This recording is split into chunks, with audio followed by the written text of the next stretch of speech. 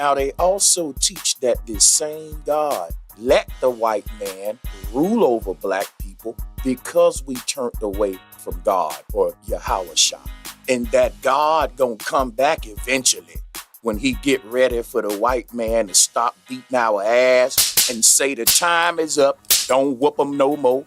They're my people. I just wanted you to whoop their ass a little bit, but now you gonna pay, sucker.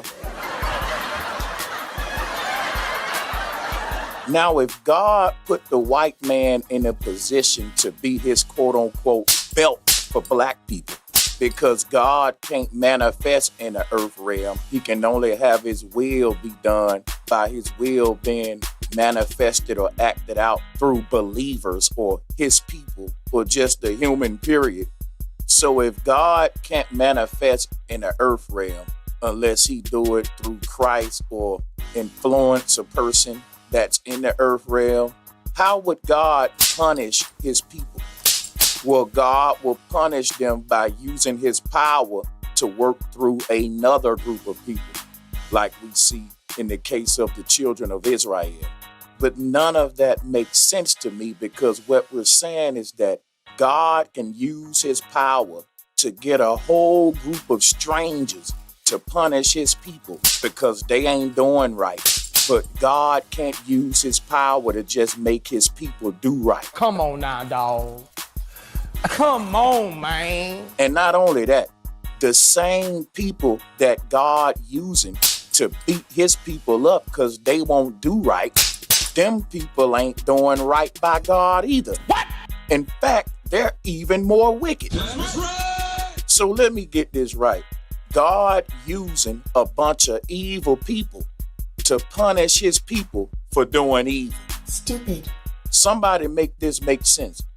That make just as much sense as saying, I'm gonna get Jeffrey Dahmer to whoop your ass because you've been eating people. And this same God that they saying is gonna come back and save black people from white people, and they're saying that he's really gonna quote unquote lay the damn smack down on these white people when he show up too. But think about it. Why would that God be so mad at white people when he told them to beat black people's ass? Because they weren't doing right and they were disobedient children. If God told the white man to hang us, torture us, burn us alive, castrate us, throw our babies to alligators, and the white man do all of that, then the white man just being obedient to God, something that God said we weren't doing, according to the Israelites. So why the hell would God now be mad at the white man for doing what God told them to do? Because they weren't bothering black people prior to that, according to what the Hebrew Israelites teach. So they were under the command of God, and now God mad at them for following his commandment. None of this make any sense. And I've heard stuff from Hebrew Israelite like, well, God mad at them because they didn't stop when God told them to stop. He didn't want them to punish us that long. That's like me being a parent and I'm not punishing my own children. I'm getting someone else to punish my children for me.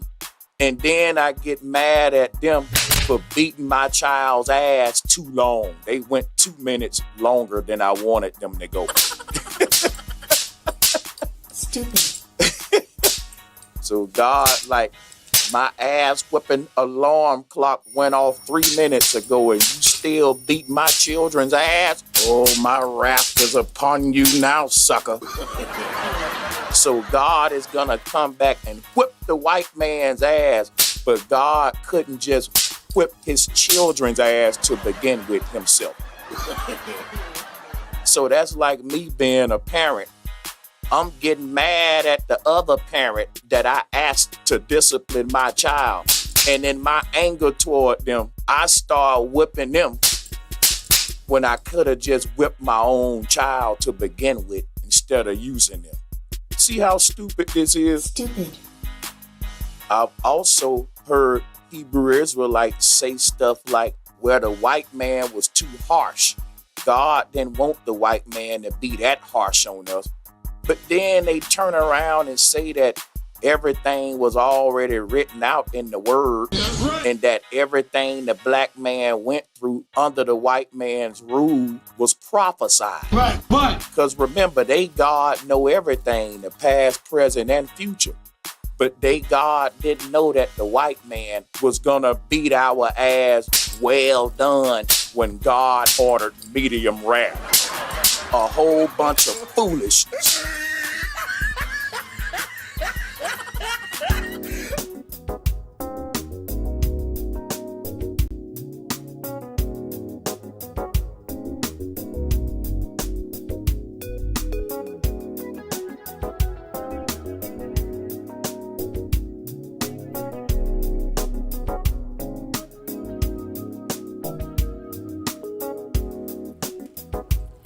BROSANCHEZ, just one who's out there in the fight to teach. BROSANCHEZ, you got the story right, and now I see, yeah. BROSANCHEZ.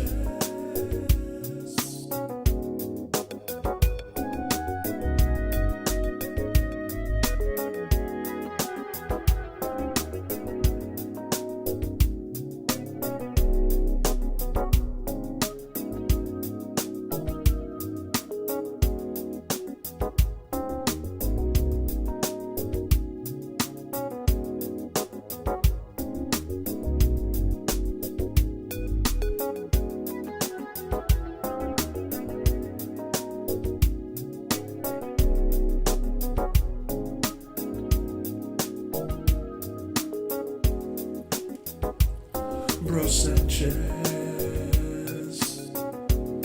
just one who's out there in the fight to teach. BROSANCHEZ, you got the story right, and now I see, yeah. BROSANCHEZ.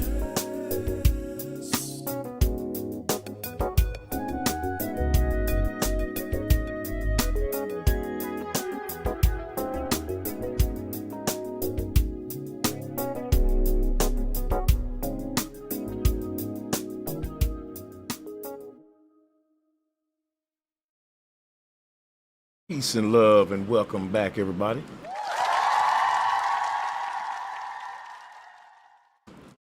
We got a lot of stuff to unpack. So I had a couple of Hebrews in my comment section. I wanted to address those comments, and I also wanted to allow Hebrews to join the call if they choose to. Drop a 1 though real quick if y'all can hear me pretty good. Drop a 1.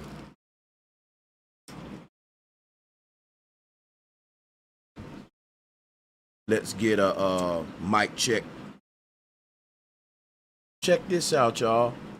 I'm gonna go through some of these comments so y'all can, cause I don't even gotta tell you what we own. You can see for yourself. Now watch this. This is some interesting stuff that I thought would be a good teaching beat and teach, right? It's Drizzy on the beat says, you have a ton of knowledge on flat earth. You can teach it to a child. But when it comes to the Bible, you lack a great deal of understanding. Maybe if you ask someone that knows the Bible, they can help your understanding of the Bible or lack thereof. You could come help it today. In fact, I'm going to drop the link right now. Because what'll happen is you'll have a lot of people in the comment sections doing what Drizzy doing. But then when the show come around, ain't nobody joining to come correct me or help me with my understanding, which lets me know they can't really do nothing to again. When a person come with the truth and the arguments I'm making, you really don't have a response. You can cry in the comments all you want, but ain't nobody coming. And I've been going live a hell of a lot, strictly calling out just Hebrews.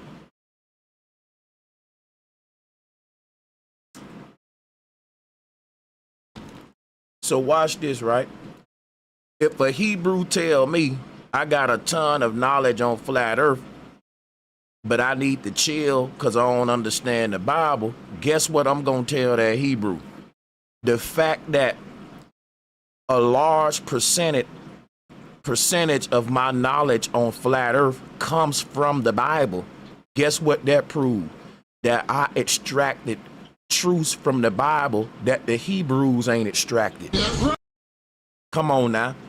You can't tell me I got more knowledge than you on flat earth, but I don't understand the Bible when a bulk of my flat earth knowledge comes from the Bible.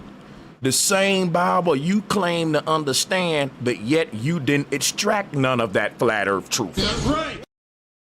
You see where we at with that?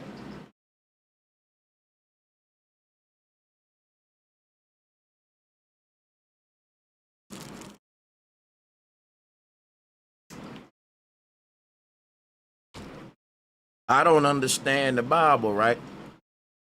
But I'm the one that's teaching you flat earth from the Bible, and it ain't the other way around. You telling me I'm the man at the flat earth stuff, right?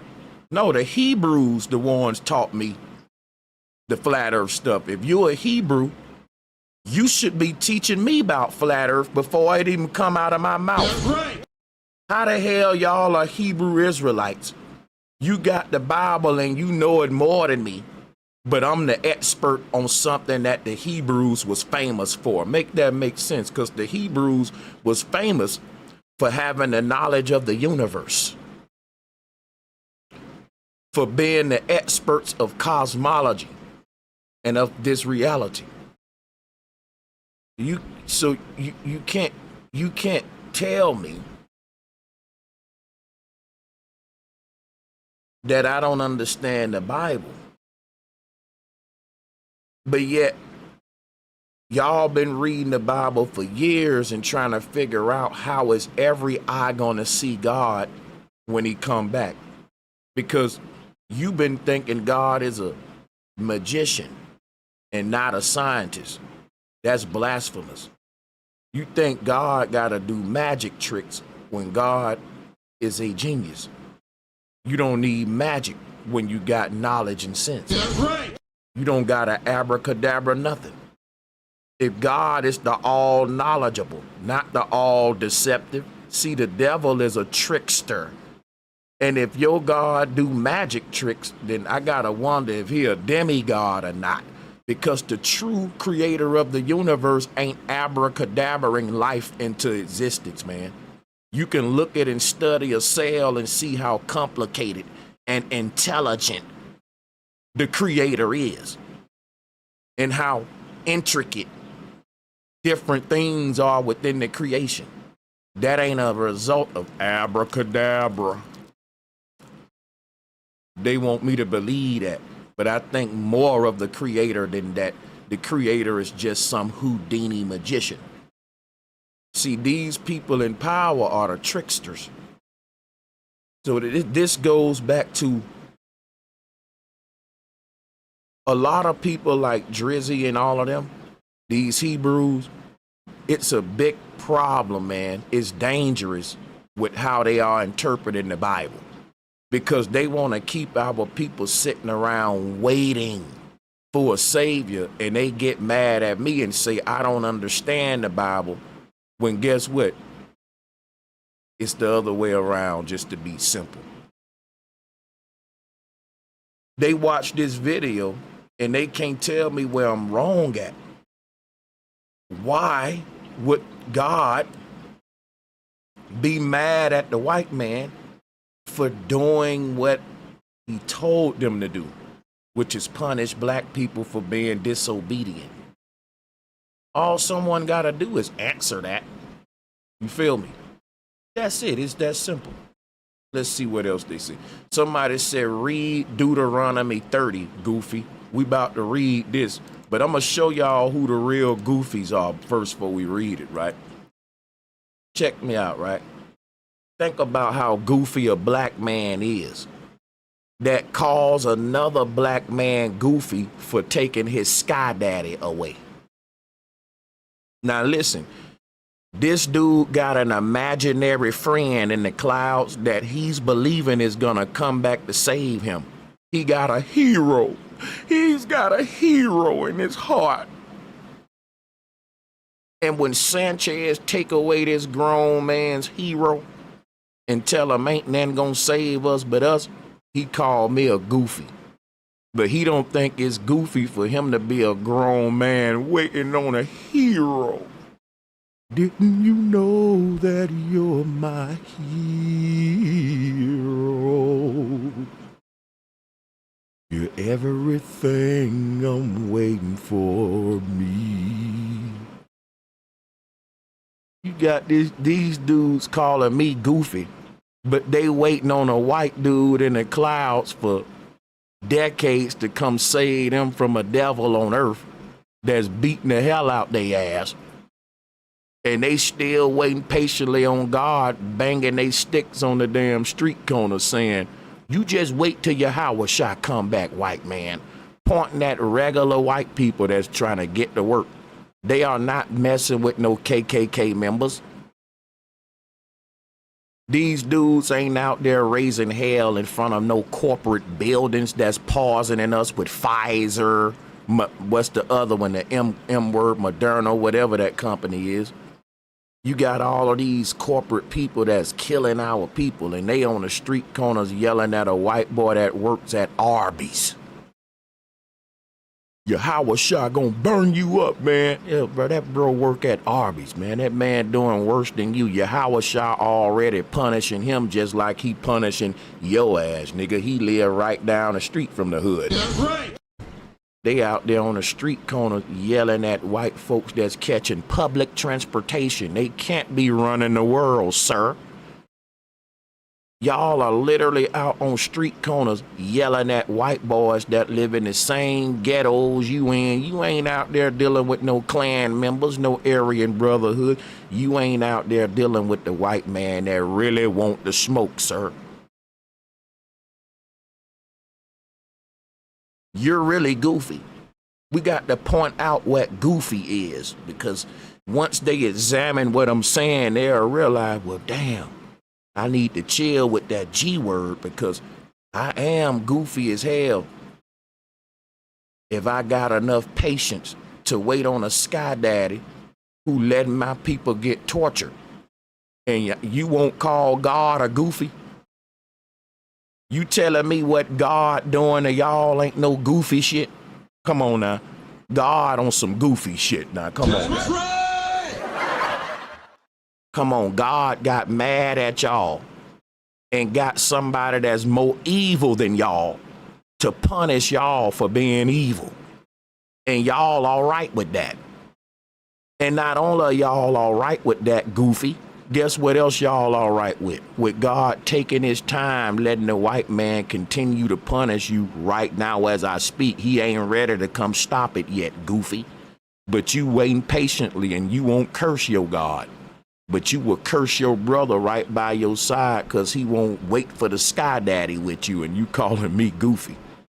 The world backwards as hell. Grown men mad because you waking them up from little boy land. Grown men are mad because you won't let them have an imaginary friend in they goddamn 40s. Grown men are mad because you telling him, black man, we all we got and ain't nothing coming back to save us. Man, you a goofy.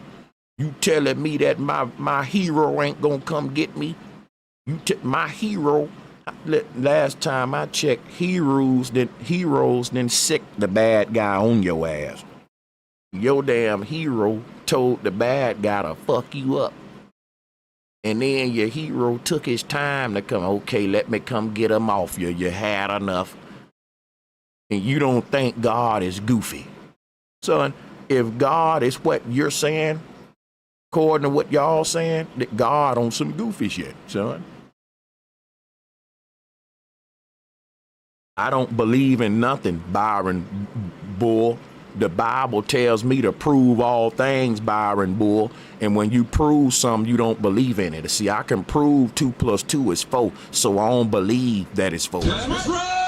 See, I can look around me and see that something greater than me created this world around me, and I know that there's a creator because there's a creation. Can't have one without the other. You see how that works? But I don't know if there's some God in the sky that assign positions for everyone on earth. I don't know if there's some God up there in the clouds that told a white man to beat me up, that told a white man to hang my ancestors and all that. See, I don't know that. That's a cult. That's a belief system. What I do know, something created this beautiful world. Y'all don't know that though. You know why? You believe in God. I know of a creator. You see, the difference is levels to this. Why would I stoop down to your believing ass level? Why would I do that? That's right. When you know something, you don't go into belief mode. You don't know shit, so I expect you to believe, and I expect people who don't know shit to go around asking other folk what you believe in. Not everybody got a belief system. Not everybody is a cult member. Some people ain't got no beliefs. Some people is living their life off knowledge. Guess what? The people with the most belief is at the fucking bottom. Guess where the people at with the most knowledge? Way up there, nigga. They all the way up. See, the truth is that knowledge is power, not your God. You think your God is powerful. You think your God is powerful, but if you look around you, the people with the most knowledge got the most power in this world, not the people with the most religion, not the people with the most prayer, not the people with all the question, what you believe in. See, the people that run the world, they go up the motherfuckers and ask them what you know about. They don't give a damn about no beliefs. They give stupid people belief systems. They let stupid people be concerned with what you believe in. Hey, what you believe in? That's childish shit. The people that run the world only want to know, man, what you know. What you know. They got y'all little children concerned with what motherfuckers believe in like the world built on belief. The world built on knowledge, man. Y'all need to wake up.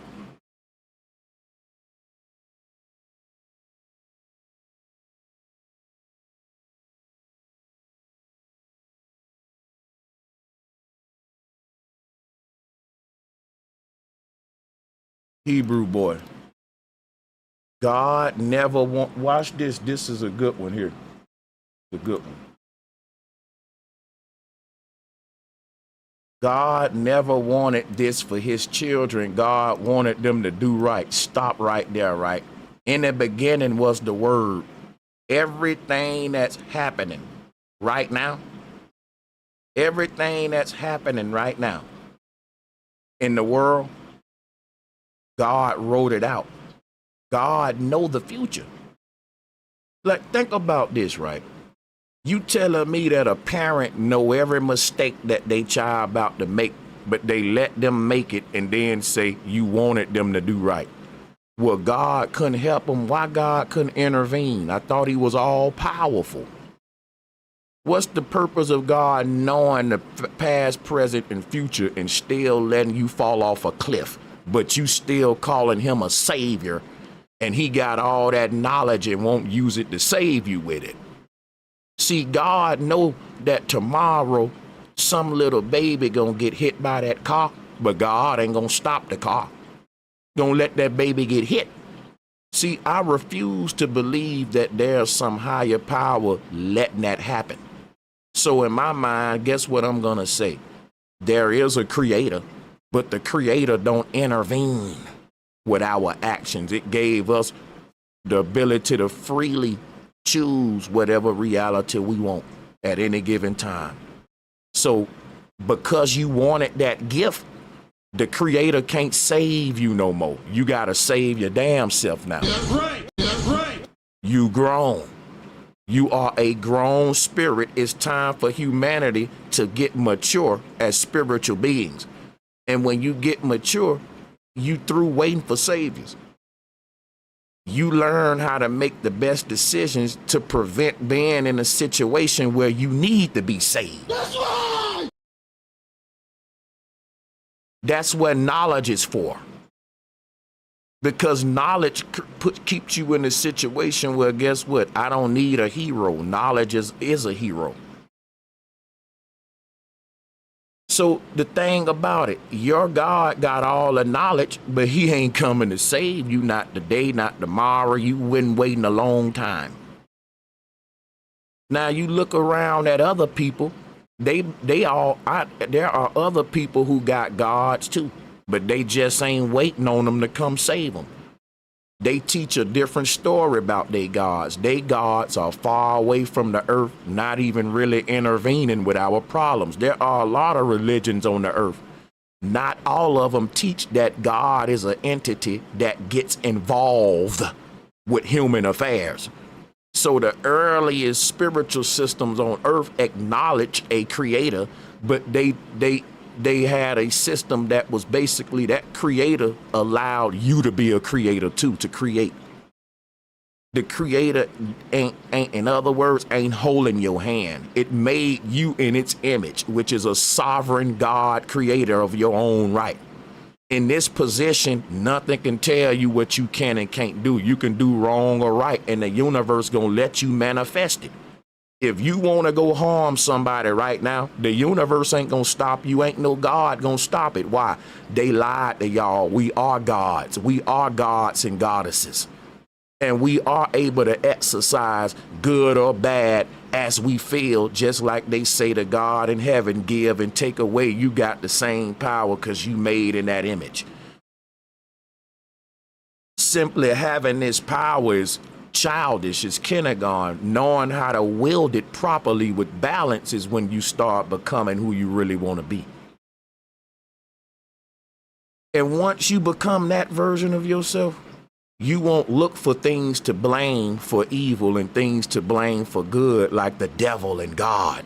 You will see that everyone on this earth is a God that is in a state of trying to learn who and what they are. And in our ignorance, we're going to mess some stuff up. It ain't no such thing as evil and good as much as it is ignorance and knowledge. And guess what? Things are always more chaotic where there's less knowledge. Just go look at a kindergarten class versus a freshman college class and tell me where the most noise and chaos is at. It's in the kindergarten class. See, the lower down in the grades you go, the louder the classrooms get and the more chaotic they are. That's what the earth is, man. It's a realm full of young souls trying to master themselves and get to the next level, but there are class clowns here that have formed a government system to keep you stuck and never making it to the next grade. One thing you got to realize, Hebrews, what y'all teach turned the black man into a joke. That's right. You want to know why the black man ain't got a military or army, but all these other colors do? Because the black man have been taught for the past 400 plus years to wait on a God, to wait on God's army to come from heaven to fight for the black man, when everybody else is forming armies with their people right now on the earth. You notice that the people who got the most belief, they got the less military power. That's right. The people with the most faith and belief, they got the least military power. They got the least military strategies. They probably got the least amount of bullets, the least amount of guns out of everybody else, but they got more faith than everybody. Now, you ain't gonna have more belief than them. You are not gonna have more faith than them, but you gonna have more seeds saved up than them. You gonna own more land than them. You're going to have more military power than them. Guess most importantly, you're going to have more knowledge than these people, because these people don't value nothing but belief and faith. And in this world, that's really not worth nothing. No one is telling us that. We value belief and faith over intelligence, knowledge, which is why the pastor is respected more than a nerd. So if you in the hood and you got a young nerd that's into tinkering with mechanisms and all that, they overlook him and they put their focus on that preacher, that bishop, They say, oh, that boy can preach. He know that word too. Don't fuck around and know the Bible and have a good mouthpiece. You gonna be a rock star, especially in Alabama. Now, if you into technology and all that, ain't nobody checking on that shit in the Bible Belt, man. Run down cities that's getting left behind as the world evolves.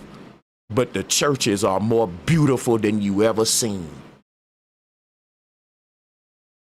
He said, you said God could have made them act right. And yes, but God would be a liar if he never punished Israel because of the covenant between Israel and God. Stop right there. The true creator of the universe don't make no deals with his creation. I'm going to tell y'all something right now. Any spiritual entity that's coming to you saying, hey, man, let's make a deal. Let's go into contract. Let's make us a covenant. That is not the true creator. You better get up out of there. That's right. The true creator don't deal with us by contracts like it's a record deal. I'm going to be honest with you, bro. There's only one power on earth that deal with us via contract, and that is the corporate world. That's right. See, the only entities that deal with man via contract are secretly after man's soul. Look at the music industry. Look at the sports industry. Show me an industry that is binding you to a corporation by contract, and you will see very people at the top of that industry. They got token Negroes to make everyone else think you can be the next LeBron James. Nope, it's only gonna be one Jordan, one LeBron James every couple of decades because they're monopolizing this shit. So everyone else, I'm just saying, is there in a capitalistic system. Everybody can't be fucking Drake at the same time. It's based upon monopolies happening. But check this out, right? Somebody, you talking about a God that cuts deals with his people. People, just think of how silly that is. I would never go to my children and say, okay, kids, sign this contract, let's make a covenant. That kind of discipline right there seems like God is a corporate entity. You know, a person may go to their kids and say, listen, if y'all clean up the house, we going to Chuck E. Cheese. That's a deal. That's a contract. I get it. That's not the same thing that's going on here. The deal that God is making with Israel is saying, all of the property and land that you own, all of the shit that your ancestors own, the land that you've been working on, your children and all that is going into slavery if you don't serve God. See, this is a messed up contract because I'm not asking my children to worship me. I'm just asking them to obey me. When they say, how did we disobey God? We weren't worshiping God. Okay, because think about it. You can't say, well, we were fighting, we were being evil. Well, if that's the case, why would God use a group of people that's more evil than us to punish us? What is that teaching your child? If I tell my son to quit stealing, and my son got a problem, he got sticky fingers, right? And I tell my son, look, catch you stealing again, the next whooping gonna be even worse than the last one, son, because I ain't raising no thief, right? Now, my son go in the store and steal something, and I say, okay, I tell you what, son, since you broke my covenant, I'm gonna let this thief beat the hell out of your ass. Now, tell me how much sense that makes. Stupid. My son stole out the store, so I let a thief beat my son. My son, I'm trying to teach my son to quit stealing. My son steals out the store, and I let a damn thief discipline him. How is that going to teach my son to quit stealing? That's sending him mixed signals. That'll be confusing as hell. The son will be thinking in the back of his mind, how the hell is dad mad at me for stealing when the man that he got disciplining me for it is a thief too?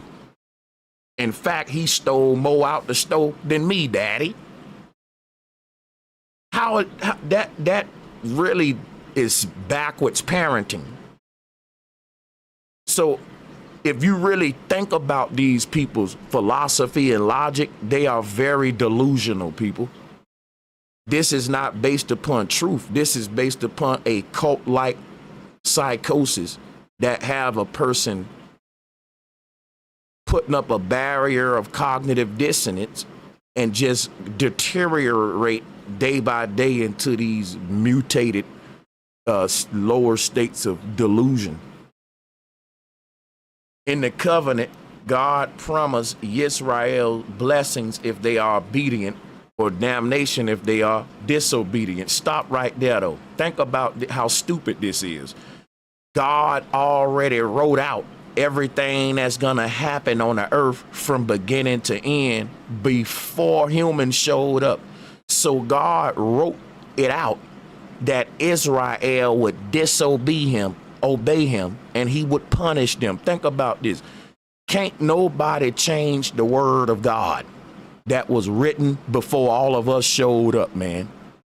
And whatever the prophecy is was written, that's what's gonna unfold. You can't do nothing about it. If it's written in prophecy that your son gonna die in a gang shooting tomorrow, then that's part of prophecy. And that's what Christians will tell you is all part of God's will. We may not understand it all, but it's all ultimately for a greater goal. God's worked in mysterious ways. That's right. If everything already written out, all the way up to Jesus come back at the end of the world, then you won't really have a choice. What do you mean? If Israel do good, God will give them a blessing. If they do bad, he gonna punish them. But he already wrote out, they're gonna do bad, they're gonna turn away and disobey me, and I'm gonna punish them. You think they can change what's written in the text? They're bound to what God's will is. God wants them to disobey. That's why he wrote it out. Before the Israel even existed, God wrote that out. You see what I'm saying? God wrote that out, man. God said, listen, and at this part, I'm going to make them disobey me. That's what I'm going to write right here. God could have wrote in the book, Israel obeyed me, and everything was happily ever after. Who is the author of this goddamn book that we're living out? Who is the author? Because when something happened that we don't like in the story, we got to go look at the author, man. Come on. That's right. Sanchez only living out what God wrote in the beginning before the universe even unfolded. It was the word in the beginning. And we're bound to the word and to prophecy. You're bound to what's written. Even Jesus was.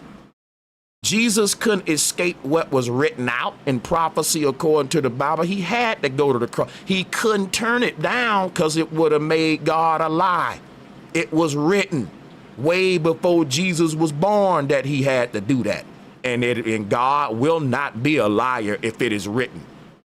So if it's written that Israel is going to worship the beast, take the chip in their damn head, follow the beast to hell, why y'all tripping, man? Enjoy the shit. You can't escape prophecy hell.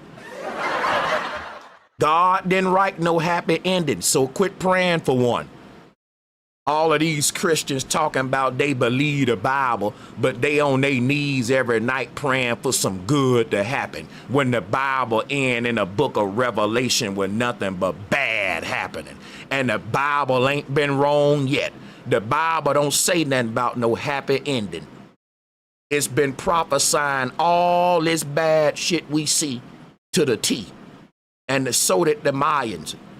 They prophesied there would be many wars and turmoils and disasters that's man-made, not natural. But ain't nobody prophesied no happy ending, man.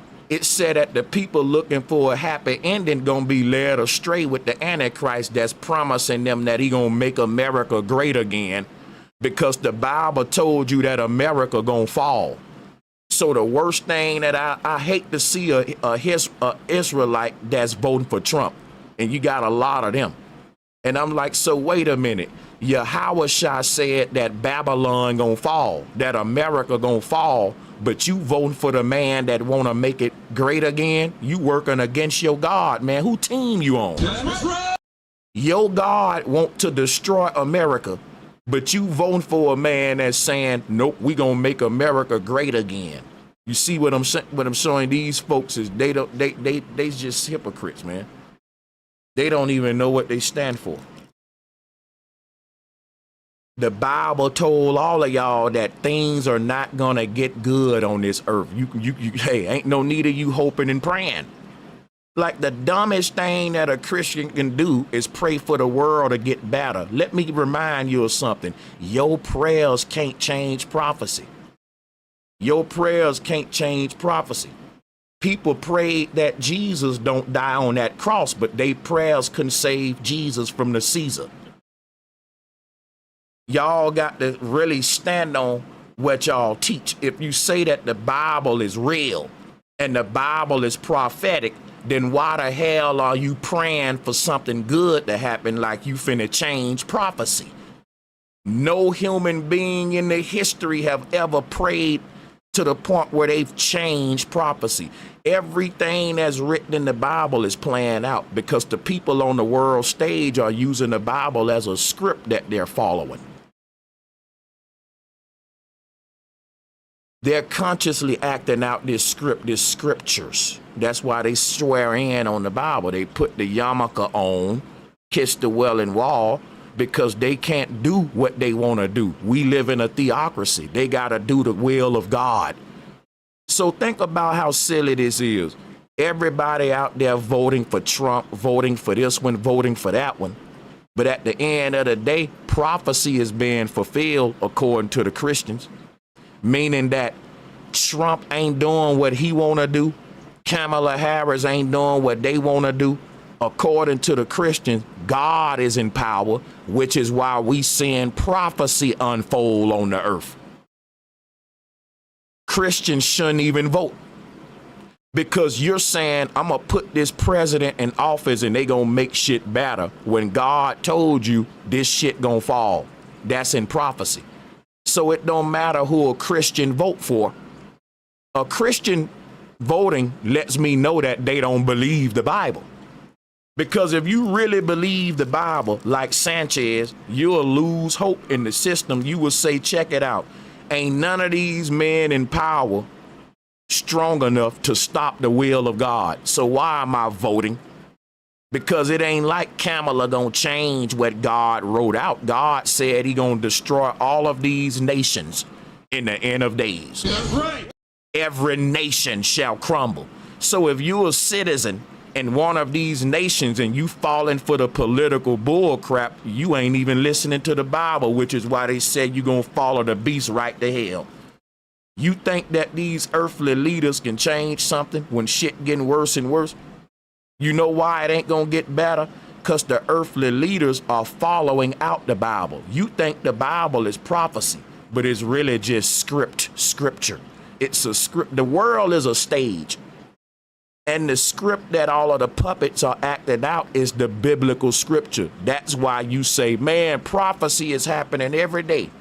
And it don't matter who you vote for. Prophecy still seem to manifest on it. That's what I'm telling you. The people in power is not going to do anything that ain't in the Bible. That's why your pastor can say, look at what's going on in the world. That let us know that the Bible is real and God is coming back, but ain't none of that was real. It's all a game. They want you to think that when you see this stuff manifest, it reconfirms the existence of your God. And that's what's keeping us dumbed down, because the only reason this stuff playing out like it's written in the Bible is because the people in power are consciously acting out the biblical script. They got the whole world believing in the same script, no matter if you're a Jew a Baptist, a AME church, a Lutheran, one thing that's consistent in all of these different belief systems, even the Hebrews, is the prophecy. The doctrines may change. The rituals, the traditions, some churches may wear dresses. Some churches may not let the women wear dresses. Some churches go on Saturday, some go on Sunday. It's so many differences in these churches, but the one thing consistent, they all agree with the prophecy. Now, they all say they agree with the prophecy, but they participate in politics. So check this out. They got to ask themselves, if you're voting for politicians, but the Bible is still manifesting its prophecy, how can both of them be true if the people in power ain't playing along into the biblical script and playing along into your belief?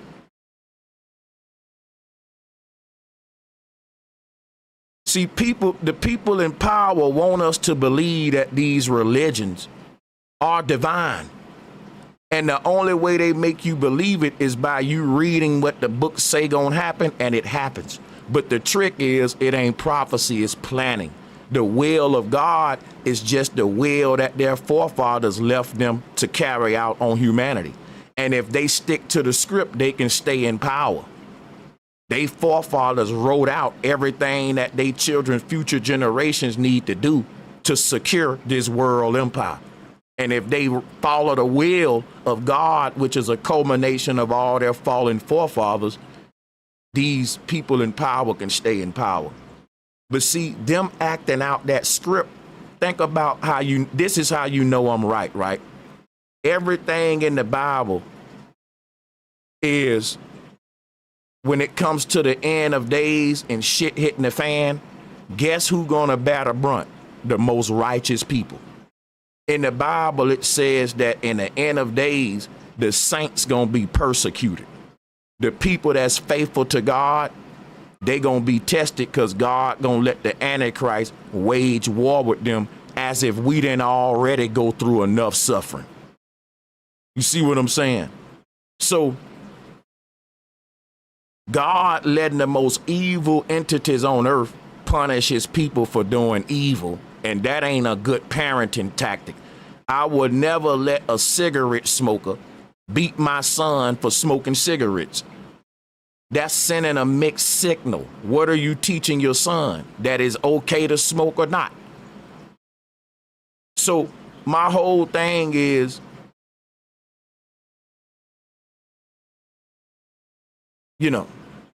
I don't want to spend too much time on this one comment, but maybe I'm breaking this one down too much. Let me move on.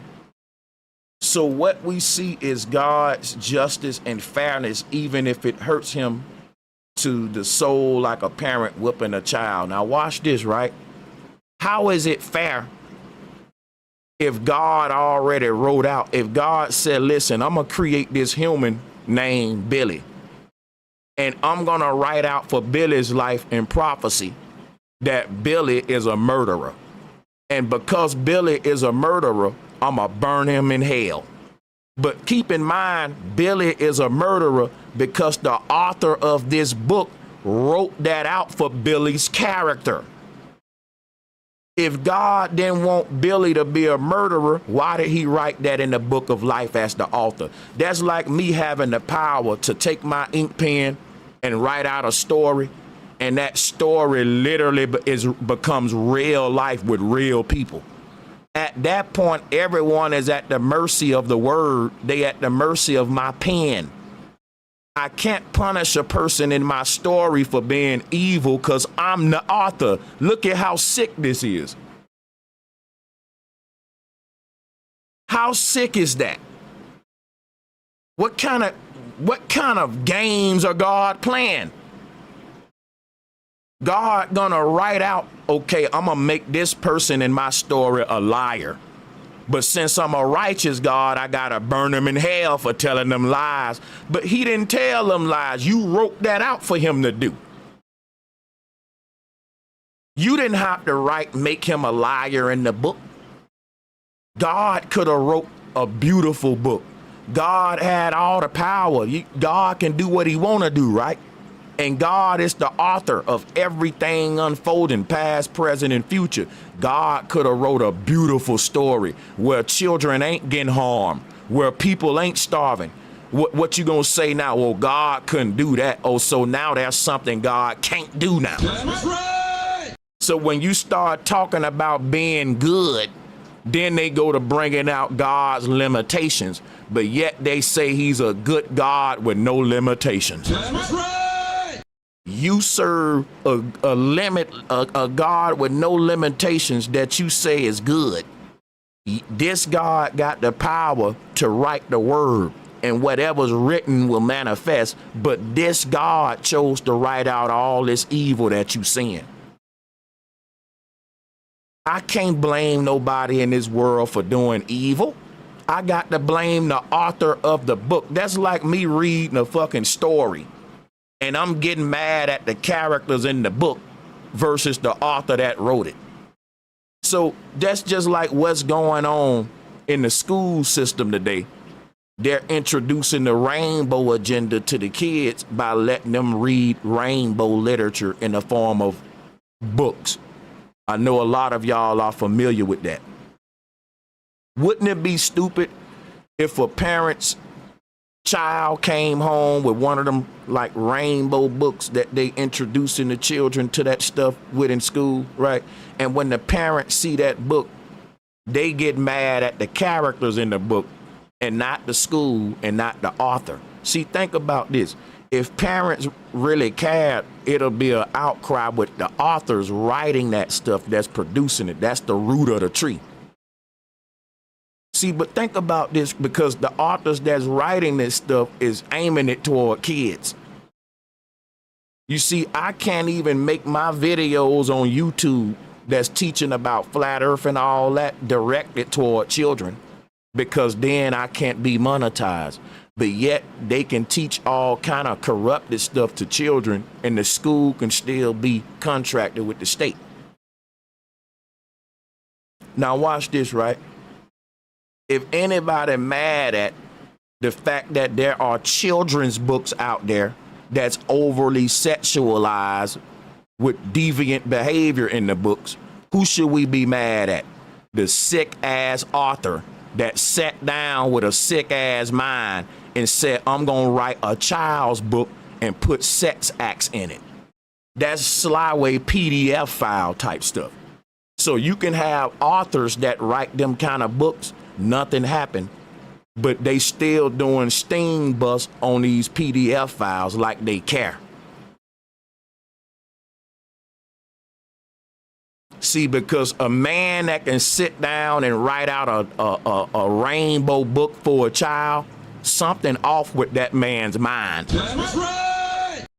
If a man sit down and write a book and the book full of war, violence, evil, murder, children being harmed, I would have to ask that man, do you need therapy, sir? If I give 10 children a notebook and say, hey kids, let's all write stories, and we got one kid with this dark ass evil story, that's gonna set off a red flag with me that this kid may need some psychological help. Because I told all the kids to write a story, and all of the kids wrote beautiful stories. You know, one girl wrote a story about her daddy buying her a pony. The other kid writes a story about him becoming a football player. And this other kid writes a story about a world of violence, war, children being harmed. The evil people in power with the good people at the bottom, just a horror story. I would have to say, man, this kid may need counseling, because in his imagination is some of the darkest. That's what you closed your eyes and saw. Damn, you may need help. So it's like, if God is the author of this book that we call life and everything is written out by this author that y'all call God, I don't think it's us, y'all, that we need to be judging and feeling bad about. We need to be questioning the author, not the characters in the book. If you're a parent and you concerned with authors out there writing rainbow literature and children's books, don't get mad at the characters in the book. Let's start getting mad at the authors that write the damn book. That's right. Why would I get mad at Goldilocks for breaking in the Three Little Bears house if I think that's promoting thieving to children? I would get mad at the author if I wanted to be petty like that. I'm not gonna yell at Goldilocks, hey, get out of them people's house. She just a character in the book. She gonna do what the author wrote.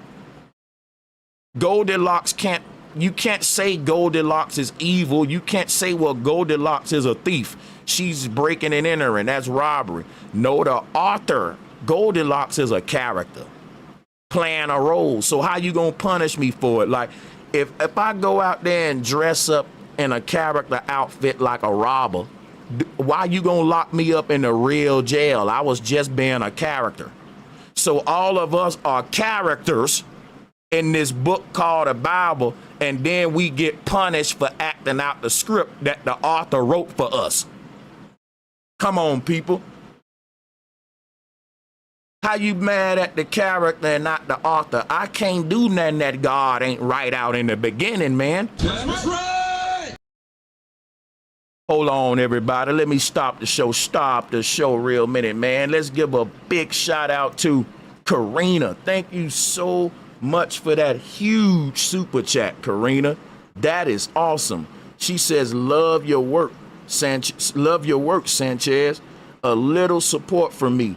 Hopefully lots more from God. I appreciate that.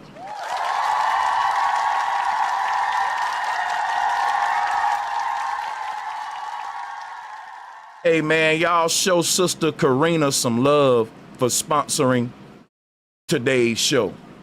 And if you guys would like to join the call, because I think someone, now that I'm reading the chat, said that there's some sort of smoke, go ahead, I'm gonna drop the link.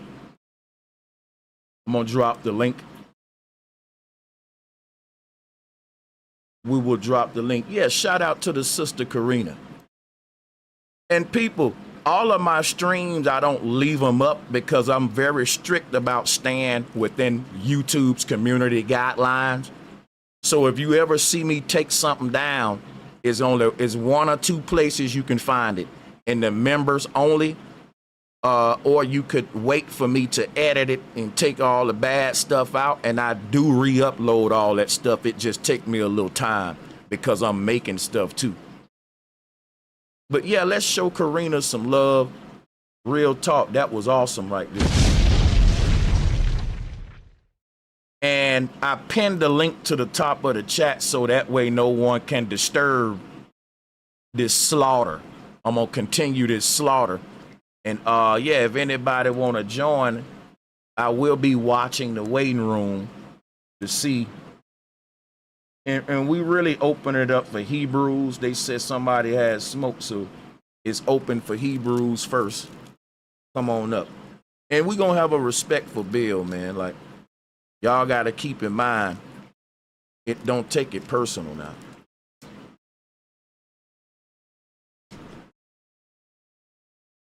Yeah, don't get scared now. Don't get scared.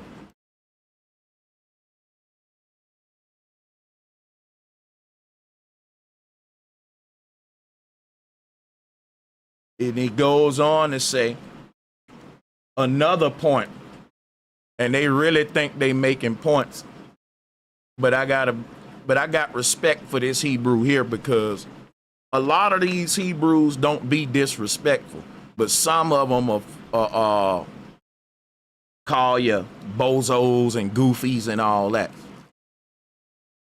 And once you go to name calling me a goofy, I got to remind you, ain't nothing goofier than your God. That's just a fact.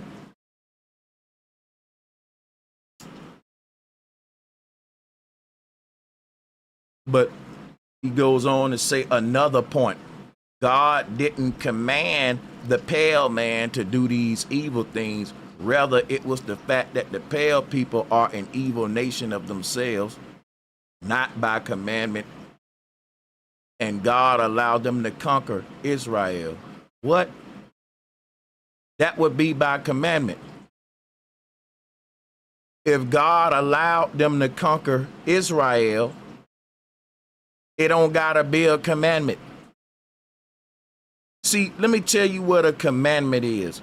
A commandment is a law that is an authoritative enforcement because of some sort of social regulations that have to be some social activities that need to be regulated because they're prevalent at the time. So, for example, when the Ten Commandments was made or formed, when the people was under the law, the specific laws that you see on there were the main common laws: murdering, killing, cheating at the time. There were other laws that existed, but it would have been long as hell. My whole point that I want you to know is that a commandment means, okay, if someone walking toward me and I ask them to stop and I got a gun out and they don't stop, then guess what? I'm telling them now, I command you to stop. When I say I command you to stop, that means I'm going to bring some kind of action if you don't now. See, when you ask someone to stop, that's like an option. You're being nicely, because the way we use the English language, you're not going to walk around and command everyone to do everything. So the commandment is given in a certain context. And I just showed you where that would take place. Like a person trying to kick your door down. Stop, please stop. That's a question. That's kind of like a plea.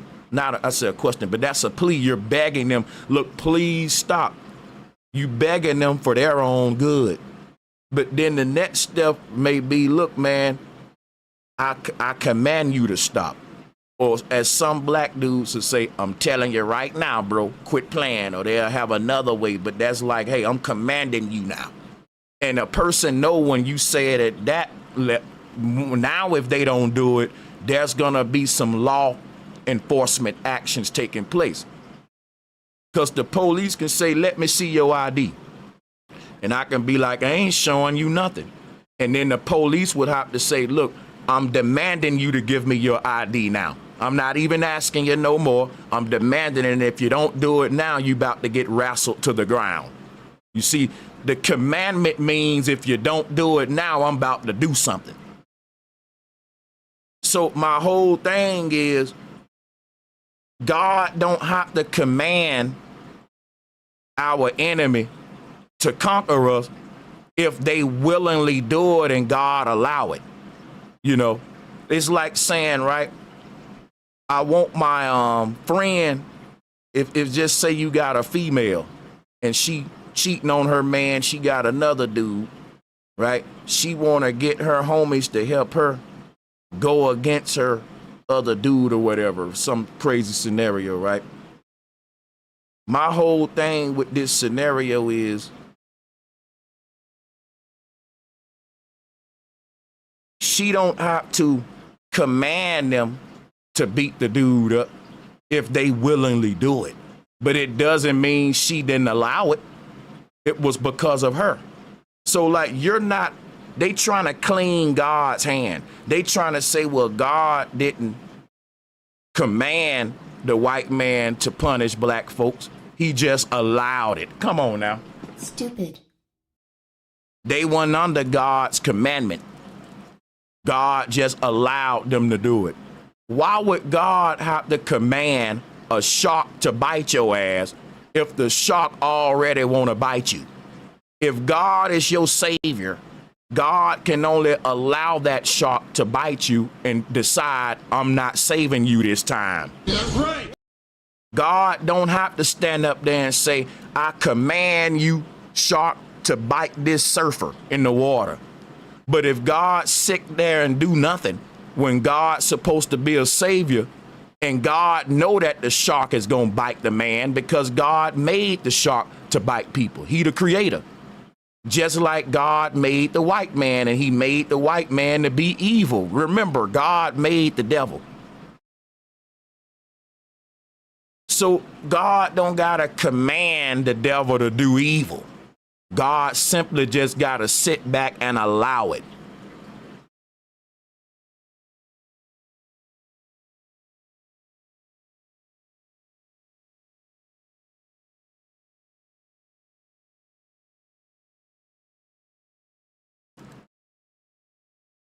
That's like a parent saying, I didn't command that PDF file to touch my child. But if you sat there and allowed it, you might as well. You didn't have to command them to do it. They're a PDF file. They want to do it. They don't need your commandment because they sick. That's something they want to do anyway. But if you sit there and just allow it, then yeah, the fact that you tell them, but I didn't command them to do it, you still a horrible damn parent. You allowed it. And that's what I'm saying with God.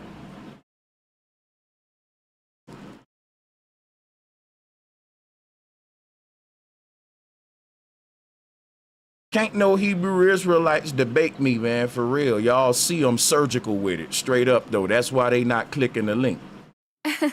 Sánchez cocinando.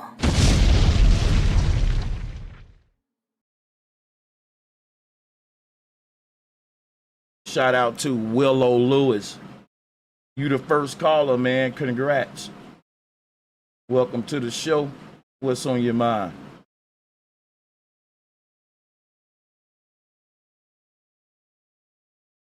Okay, he left the call. Cool. Cool. Back to what we was doing.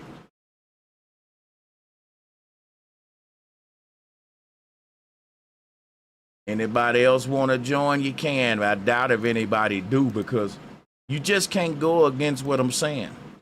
Now, when I'm done with the show, you're going to see a lot of people in the comment section after the fact. But these Hebrews ain't going to come up and debate me face to face. That's why I put that in the description. They preach like they got all the answers, yet run from real debate.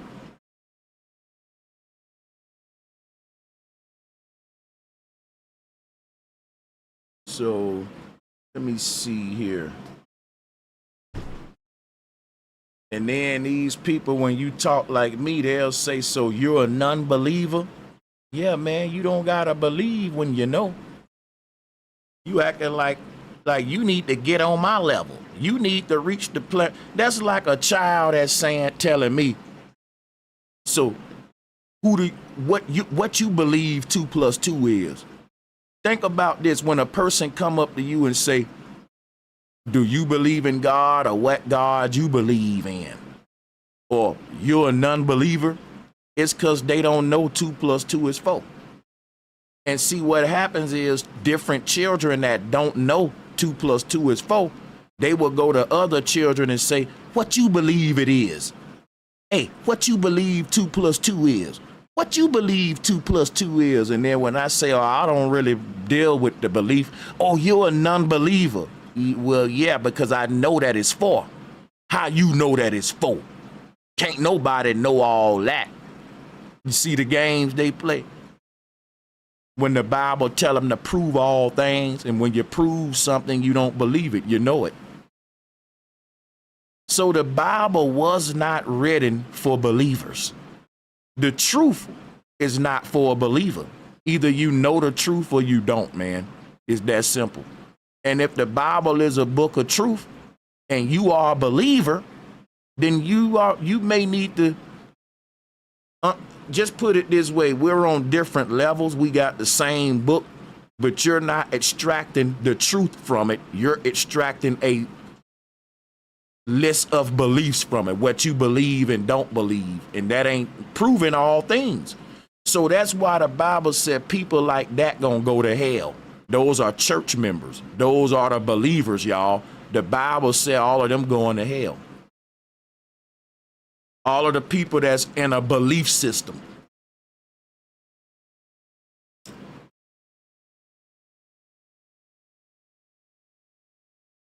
It does.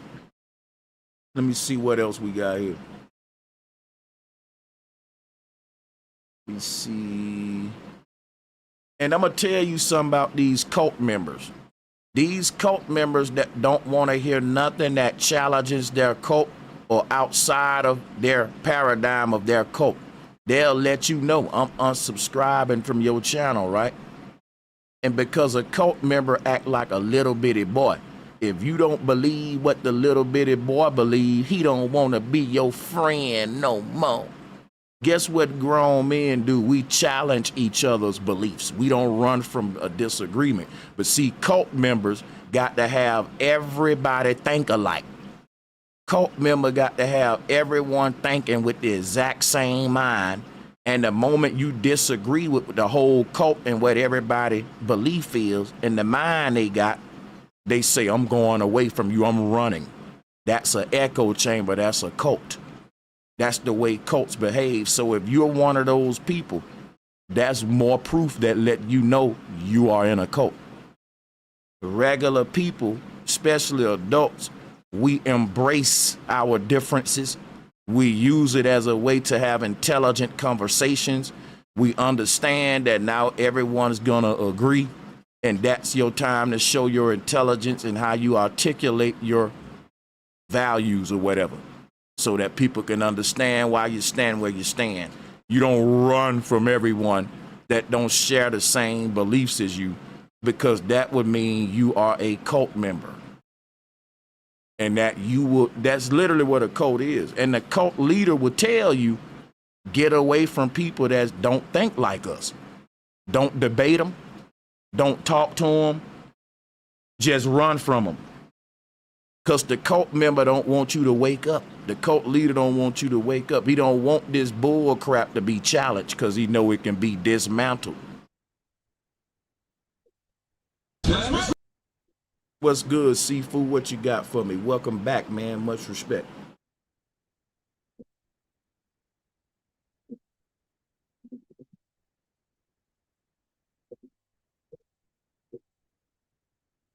Hey, you can call it what you want. DJ got it all. But those are just words, man. This is YouTube, dog. You can't compare YouTube to the church. Y'all be reaching. Because guess what got me popular on YouTube going against the church? I don't sit behind a pulpit. I sit behind a desk doing research, not standing up behind a pulpit above everybody, speaking down at them and telling them I'm the voice for God. Like, I believe some gotta be mentally wrong with you for comparing the two. Real talk. Your logic, your reasoning, very flawed.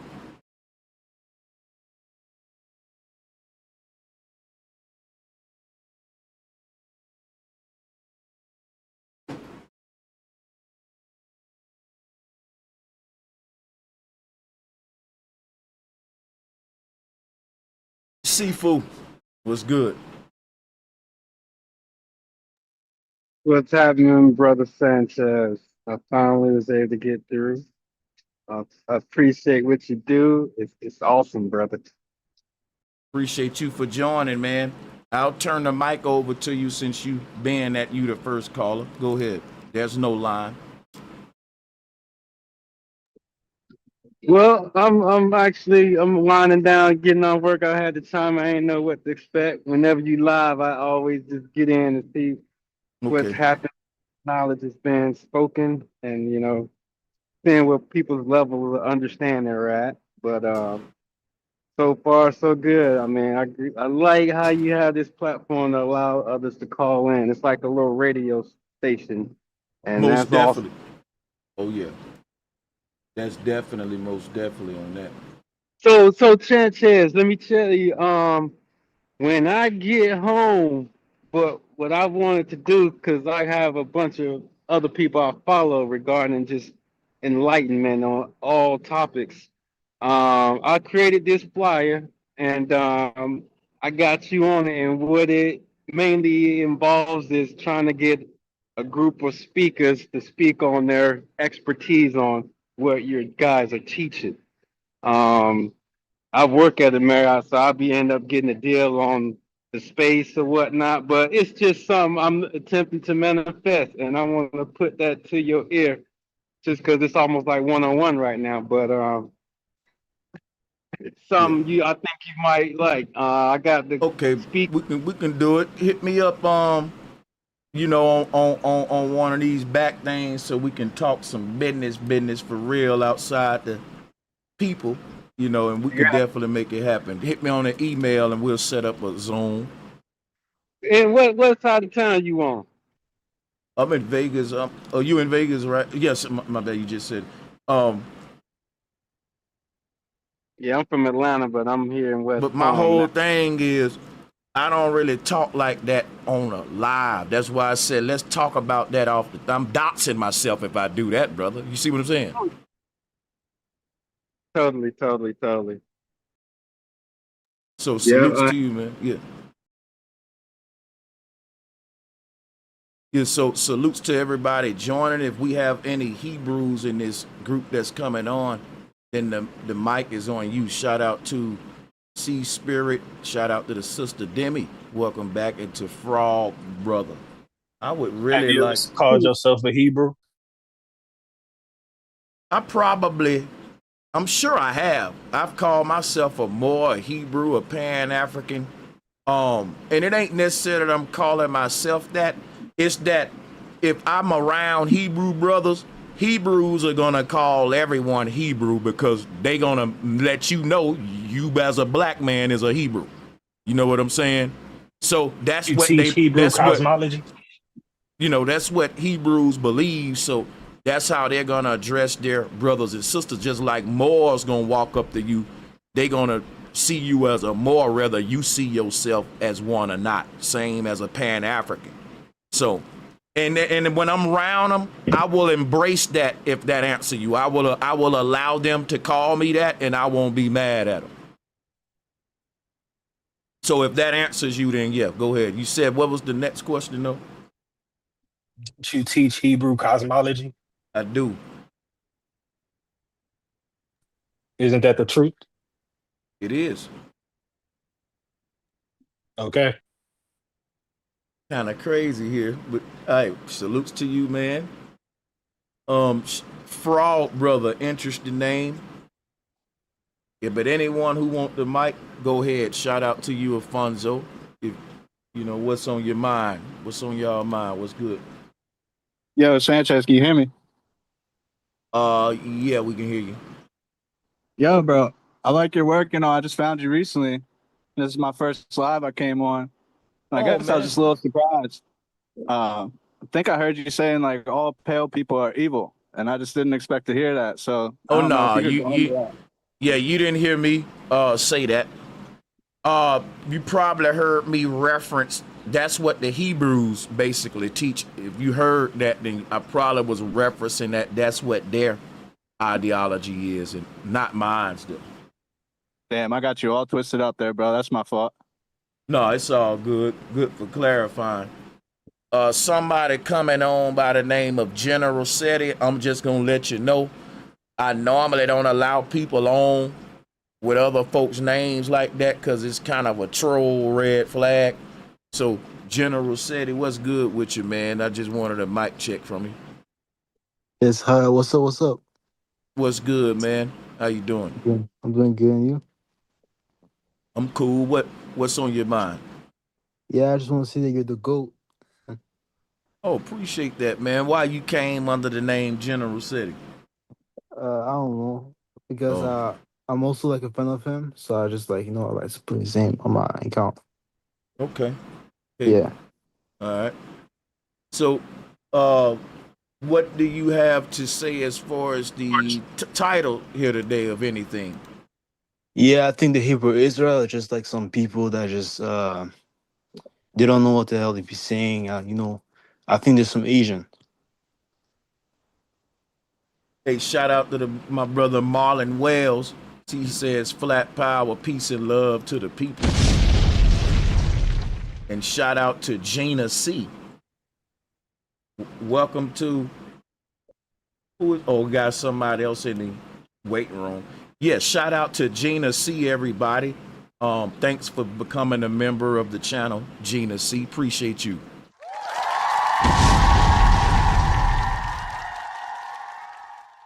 Brother Sanchez, Appreciate that.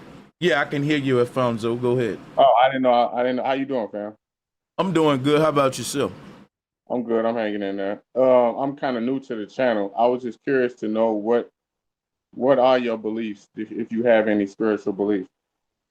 I don't have any beliefs, and I'm a Gnostic. That means everything that I'm gonna tell you about the spiritual realm and all that is based upon knowledge. It ain't about belief.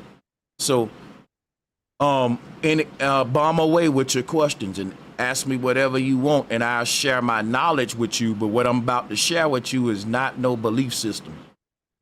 Okay. What are your thoughts on the Bible?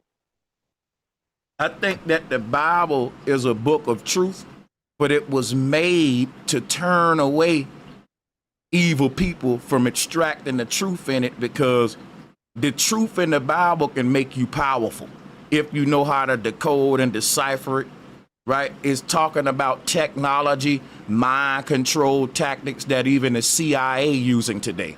Basically, a lot of the mind control tactics that's used to run the world, damn near every military strategy is in the Bible. Like if you look at the Bible differently than what the Pastor Pochop telling us to look at it like, then we will extract the truth from it versus a belief system. So I think that the Bible was written by Gnostics, not believers.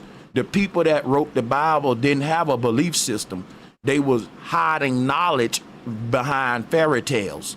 So when the Bible was written, the church was persecuting people for the truth. And the Gnostics were the people that the church was going on a witch hunt, putting them to death. Those were the Gnostics. When the church went on crusades, they was putting the so-called burning witches at the stake. These were the people that was going against the church doctrine in that time. These were the original writers of the Bible. Remember that the Bible condemns the church at the end of the book, but yet the Bible is a part of the papacy today. What am I telling you? This is the synagogue of Satan. They was never associated with the Bible. Why would they be associated with the book that condemns them in the end of it? So that's proof that the Bible was written by Gnostics that was telling another group of Gnostics in our time to wake up, because the Gnostics are the knowers. Those are what we call woke people today. The people that can see beyond the veil, but they get told they stupid and crazy. No one to listen to them, which is why Morpheus couldn't go and save everyone out the Matrix. Even in the Matrix movie, most of the world perished, just like the Bible say, but it was because they lacked knowledge, not because they lacked God. So the thing is this right here. The people that wrote the Bible, they couldn't teach the knowledge of ascension, astral projection, lucid dreaming, deja vu, out-of-body experiences. That was what people was into on the earth. They understood the dream world. They knew how to go beyond the veil. And the church was demonizing it, calling it witchcraft. So back in the day, if you was talking about getting out of your body, going to other worlds, and if you was admitting that you was lucid dreaming and doing all that, today they call you a conspiracy theorist, a pseudo guy. They mock you, right? But back in the day, the church called you a witch. The thing about it is this right here, right? The people that was, the whole Bible is simply to teach humanity one thing. There is a hereafter, and that we are immortal souls in a body, and that there's a force on earth that's trying to hide that from us. That's what the Bible teaching in a nutshell. Of course, it is way much more, but that's it in a nutshell. Now, the thing about the people that wrote the Bible, they couldn't go around the world speaking about lucid dreaming and all that stuff, because the church would have killed them. So what did they do? They started turning it into like myths, to where they walk in a fine line between, actually saying we can do it versus he can do it. So it's like this. You teaching a child that, hey, you can fly in the sky. You can travel the stars with this out-of-body knowledge, right? And then that becomes against the law.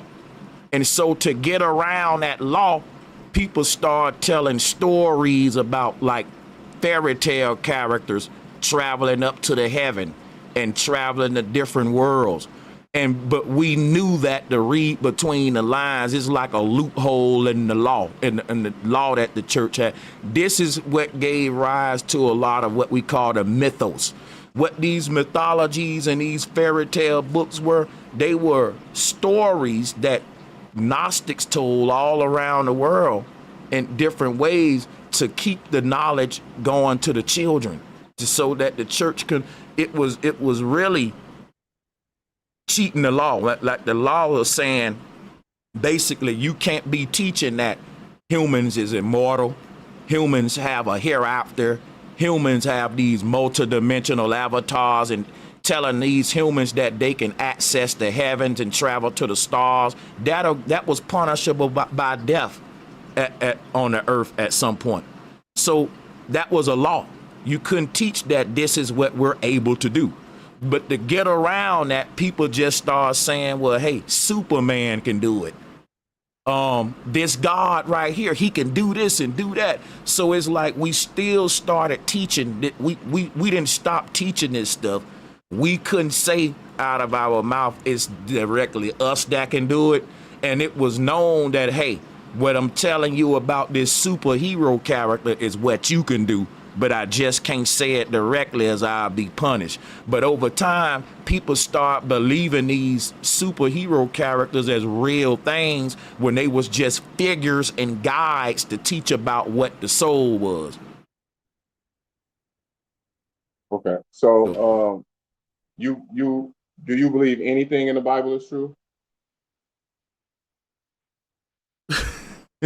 So let me share this with a screen share real quick, because you're not gonna get it if I just sit here and talk at you like that. I'm gonna show you what Gnosticism, Syncretism, sacred geometry, all that stuff is about, because that's what people come here for anyway. Let me show you something real quick. I'm pretty familiar. I've studied. While you bring it up, I'm just talking. You gonna let me know? I'm not gonna be too long, but you said, do I believe anything in the Bible? The Bible is giving us historical accounts of history. We're interpreting them wrong, in my opinion, and what my research is going to show you right now. For example, I'm going to give you an example. There's something that the Bible speak of, and I'm sharing it with you right now. Are you familiar with this? It's called a Holy Grail. I'm familiar with the Holy Grail. So the Holy Grail is basically a golden cup that grants one immortality. And when it's worn on the head, it represents, immortality, all this stuff.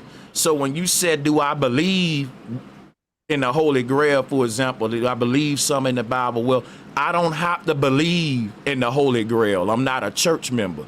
I know that the Holy Grail was a brain-computer interface that the Egyptians created to allow them to be immortal. They can upload their consciousness with this chip in their head, and they can basically transport their consciousness into other bodies, drones, and even whole other simulations. So when the Pharaoh talk about beaming his consciousness to the heavens and all that via the pyramid, this was antennas and technology, Neuralink technology back in ancient Egypt. There's a scientist by the name of Makakaku.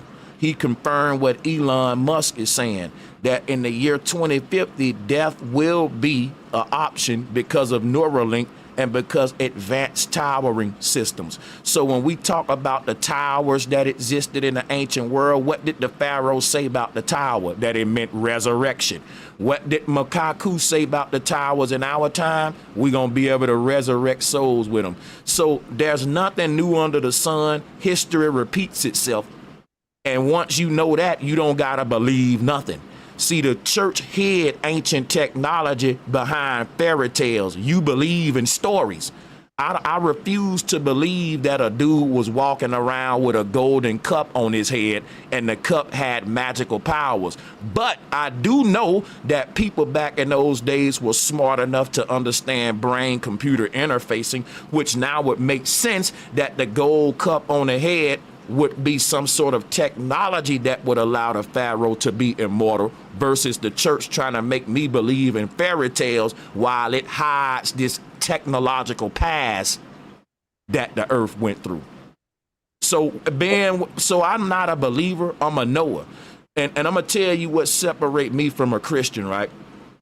A Christian will come up to me and argue with me about what I'm showing right now when the Bible told them to prove all things. If the Bible is a book of truth, I'm gonna go beyond belief. And if the Bible told me that's some called a holy grail that can go on somebody's head and give them immortal powers, I'm so doggone loyal to the Bible. Guess what I'm gonna say as a Gnostic? I don't gotta believe the Bible because the Bible telling me the truth. I need to know what the Bible talking about. So I get doing research and I say, what is the Bible talking about?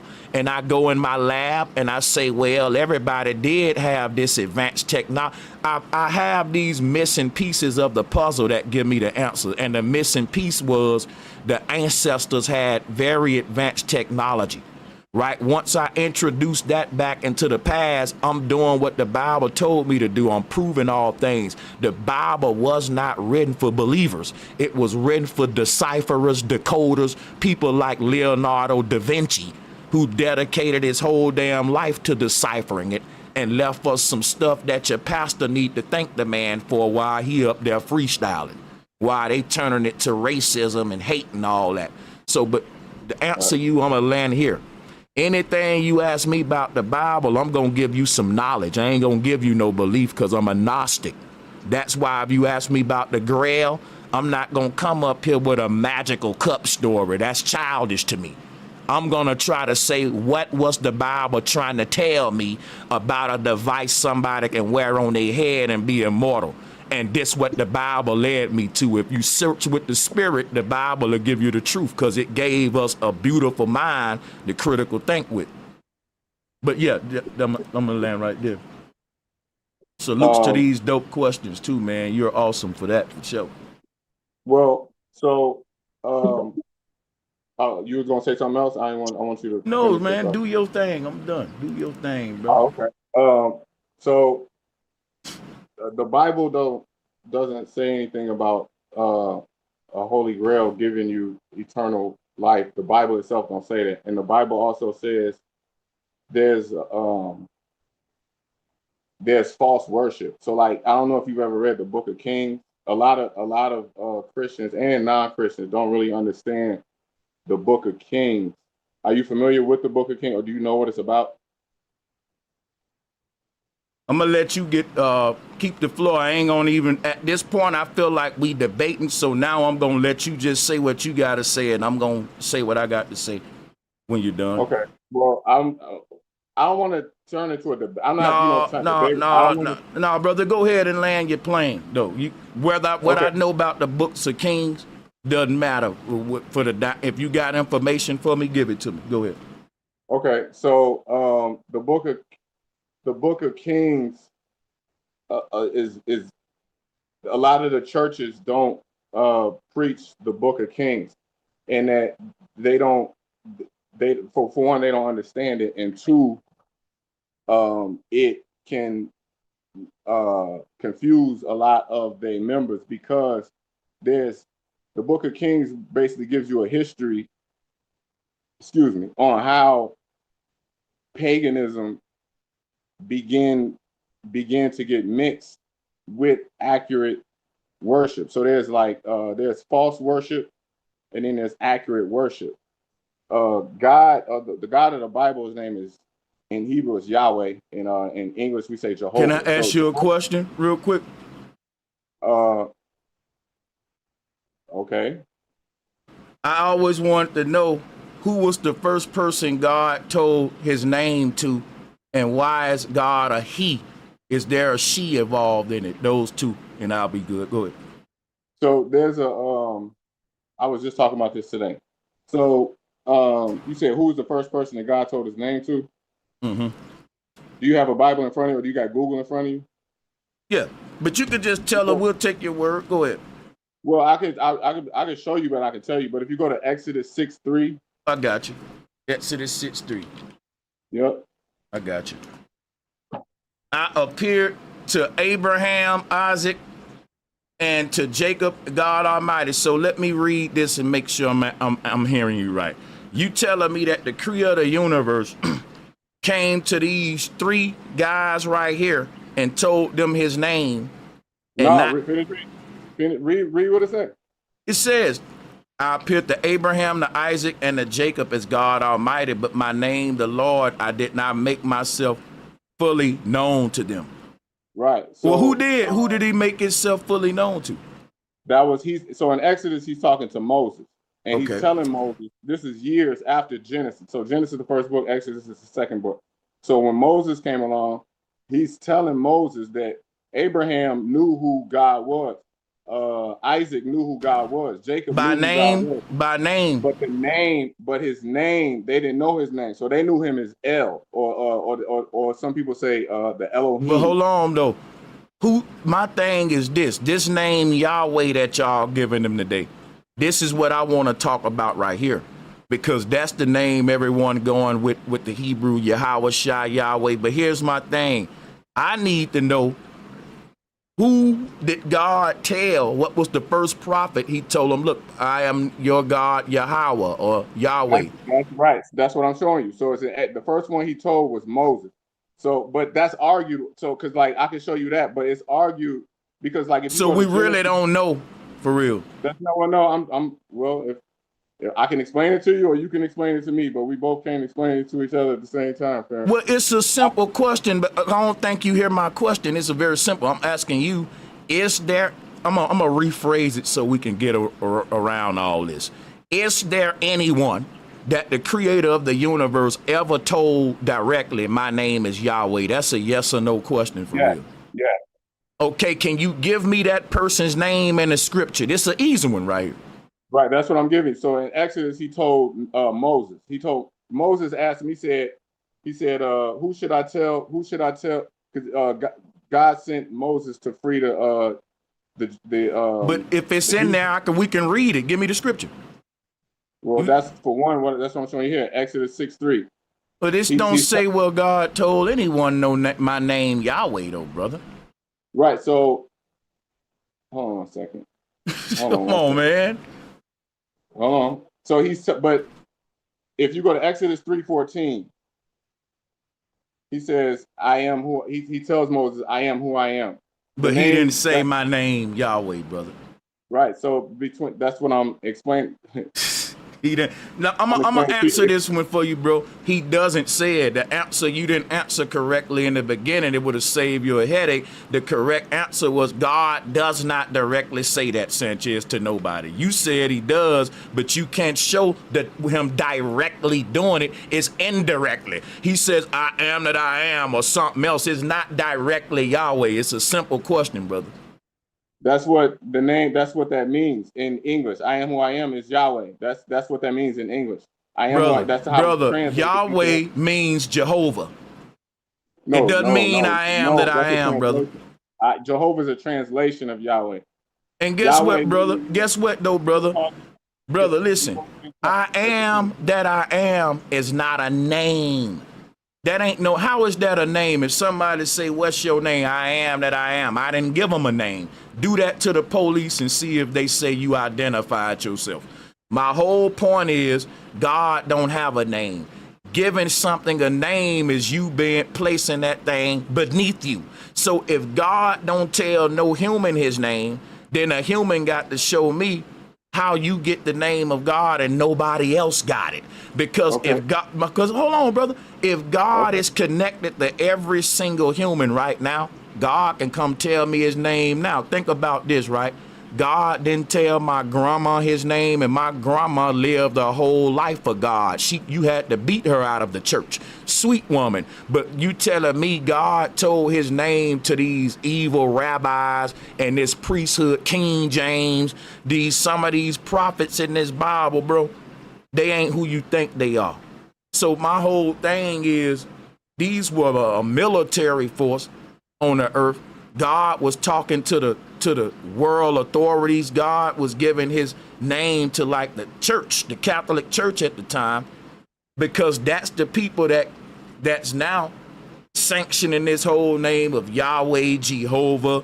God ain't do it. That's what the synagogue of Satan calling God. They name things because they don't see God as above them. But you gotta name your dog, your cat, your children. Just thinking about I'ma name God, this is blasphemous. And God ain't told nobody its name.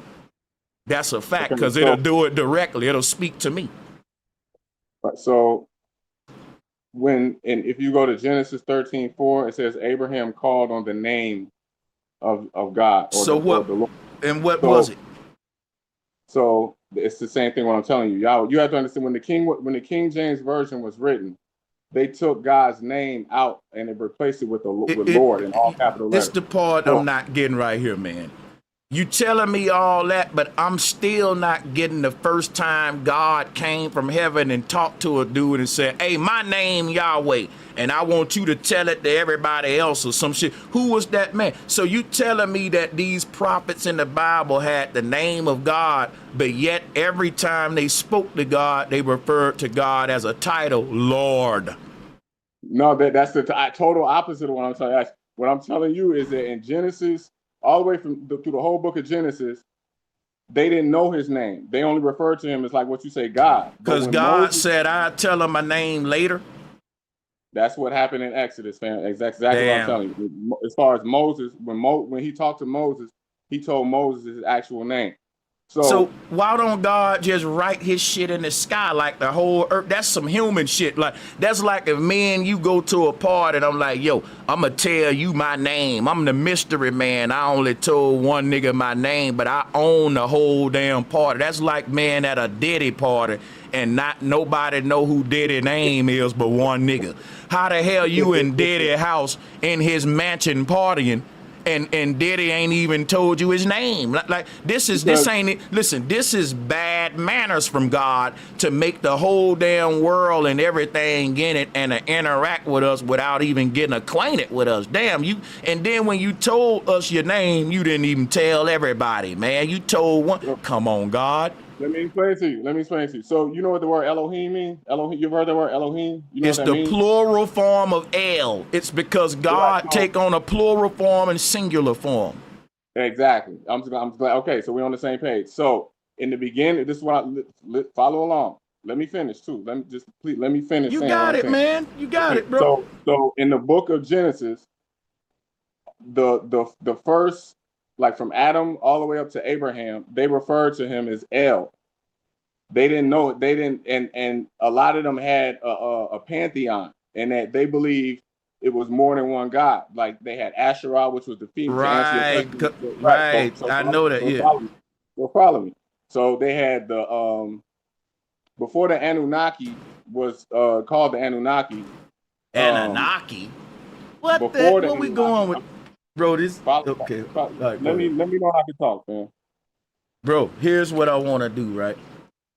Please, bro, just get you. Okay, go ahead. It's finna go into the Anunnaki now.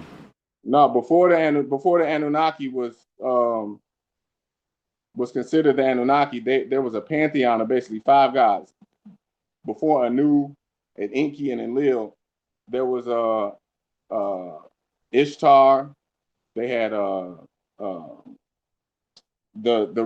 mind you got to forget off the top of my head. That's why I was just trying to say. Just skip to the point. Yeah.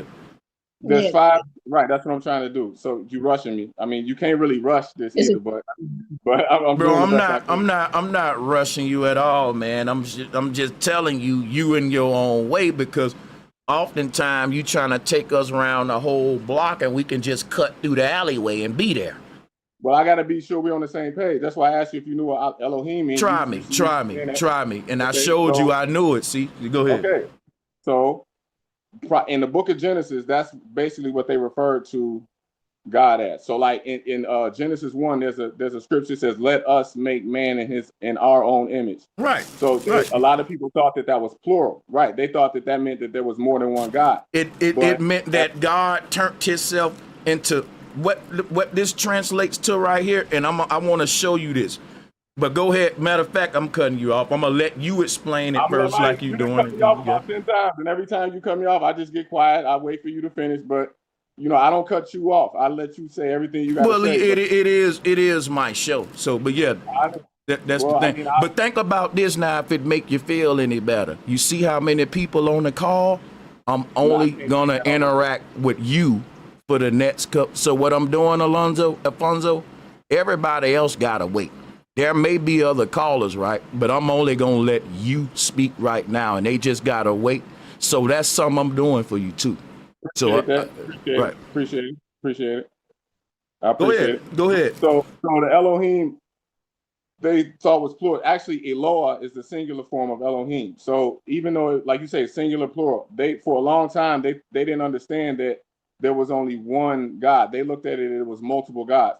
Over time, Jehovah kept revealing himself to the prophets, but it didn't get fully clear until they got to Moses, where Moses was able to go to the people and say, look, there's only one true God, and that was Jehovah, or as they say, Yahweh.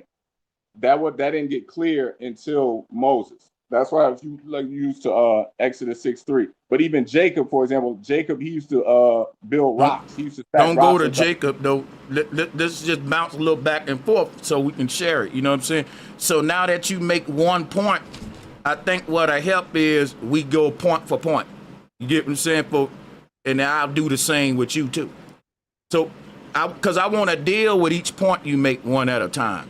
And what I'm gonna tell you about El becoming the Elohim, everything you just said, that is the Abrahamic belief system. You know your stuff.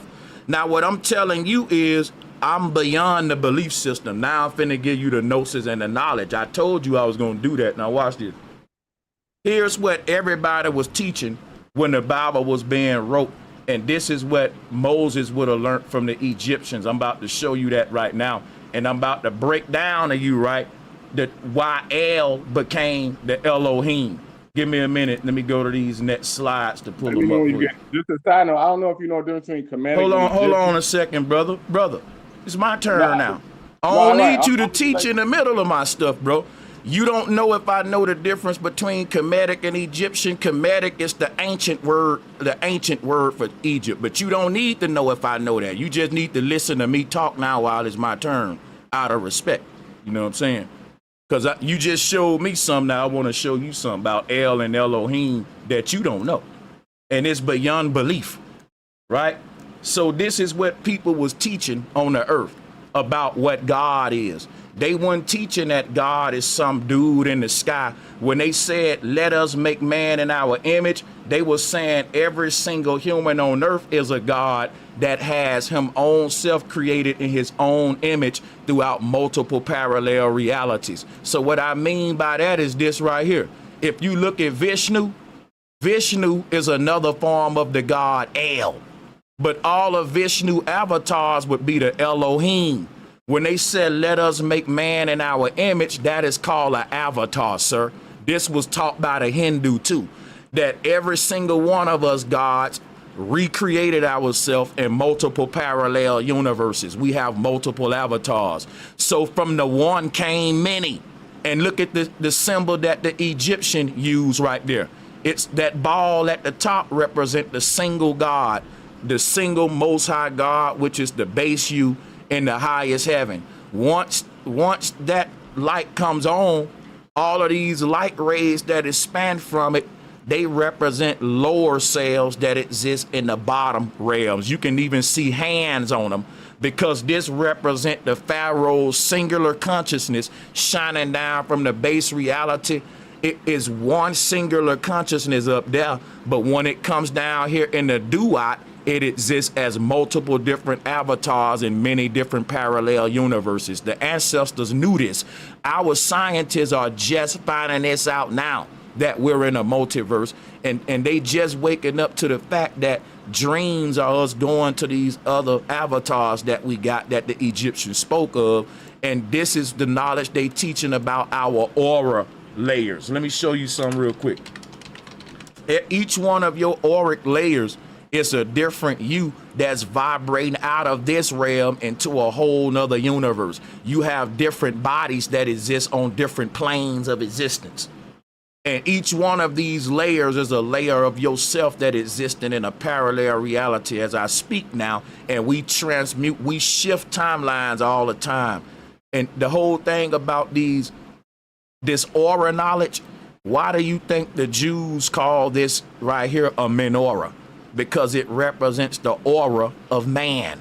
Basically, Krishna is a menorah, with the 7 candlesticks represent the 7 chakra layers, which are the 7 souls of man, the 7 layers of the self. Each one of them is their own flame of light. Each one of them is their own unit of consciousness, which is why when you go to your dream body, it knows stuff that this body don't know. You got a whole nother set of memories in that body. So the ancestors said we have multiple layers of ourself, and this is the Akashic records right here of you accessing all this other memories and all these other versions, and they don't want us to access those records.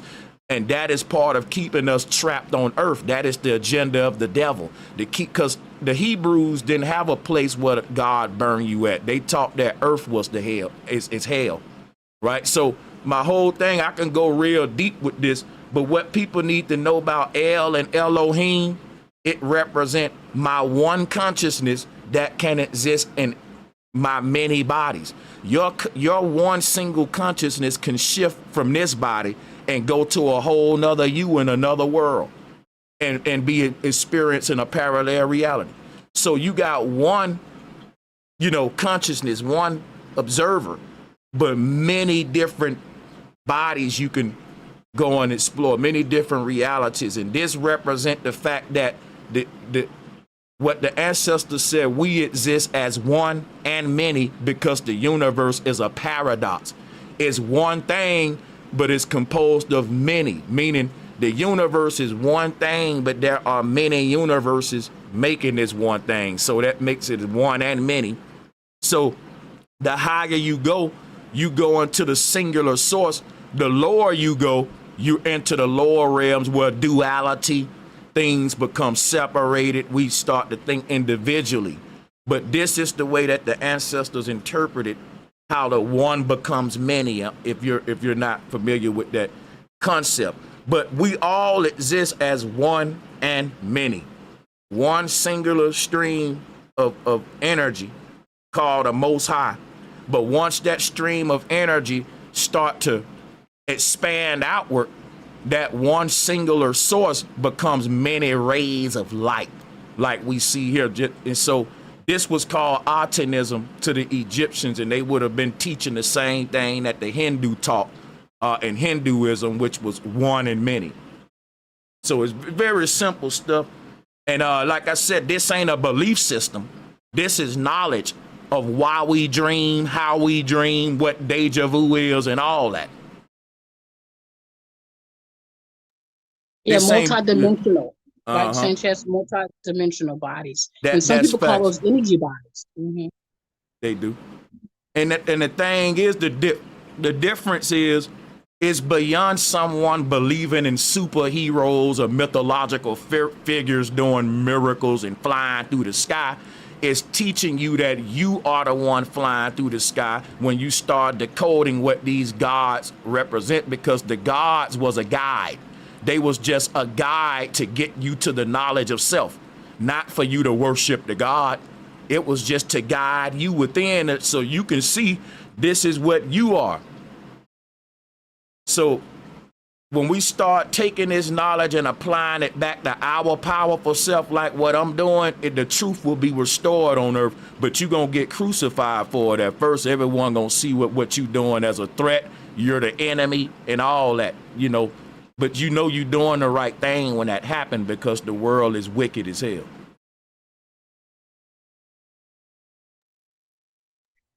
Brother Sanchez, may I add something to that? Oh yeah, hell yeah. Well, first of all, I'm going back to the Neuralink. So can you pull up please Revelation 9:6, because I Okay. think that pertains to the Neuralink. Can you read that? Because Yeah. what you said was like Yeah, prophetic. and in those days man shall seek death and shall not find it, and shall desire to die, and death shall flee from them. Well, yep, that's Neuralink. Yeah, In the Neuralink. time that we in now, when see they gonna convince everyone to get chipped up, and then people gonna want out eventually and realize you signed up to be immortal. You can't undo immortality. But just think of it being in a painful situation and you can't die. Now this thing that made you laugh gonna make you cry. The Bible know what it's talking about. But you know the crazy thing about calling yourself a Hebrew, you ain't even naming yourself out to no land. Like there is no land called Hebrew, right? The people who calling themselves Hebrew, the word Hebrew comes from the word Ebra, which is the root word of Abraham or Ibrahim. It's because these are the people of the Abrahamic faith. So they're naming themselves after some bogus mythological forefather that gave them their damn cult mindset, right? That they are enforcing on the world through manifest destiny. But the word Hebrew, let me give y'all the etymology too, so you can see here. You can look this up for yourself. But this is what I got the etymology up on the board, y'all, so you can read it for yourself. It's from Old English Hebraeus, which come from Ibri. This is where you get our word Abra, what you see in words like Abraham, abracadabra. So, but these people aren't named after land because they never had a land of their own. They're incubator babies. And my whole thing is the incubator babies took over and divided us against each other. And the reason these people who identify under these titles, they always gonna identify as the name of somebody that's in the Abrahamic lineage. So if a person say I'm a Christian, you identify with Christ. If you say I'm a Hebrew, well, you identify with Abraham. Or you may say I'm going to the Lutheran church. Or you know, you're born in order to access entry to the cult, you got to do it through someone that's a blood member. So if you're not born in, you can be sworn in, but you got that someone that's born in got to bring you in. It's an initiation on a spiritual level, but y'all don't see it. You're married into it basically by oath, taking a vow with Christ or whichever faith, which all of the roads lead to the same synagogue of Satan. But the thing is this right here. All of the original people with natural souls can be linked to land masses, whereas the imposters can be linked to fathers and religious identities, to where they wrote themselves into existence and hijacked an identity in history, wrote themselves. You see what I'm saying? Their whole thing was, if we can get the whole world to believe our narrative, we can rewrite history and make God say we're the chosen people. Now, that title of chosen people is so charming to people that you have a group of people called Black Hebrew Israelites that say, well, we the chosen people. Ain't nobody chosen, man. Ain't none up there that's favoring one group over another one.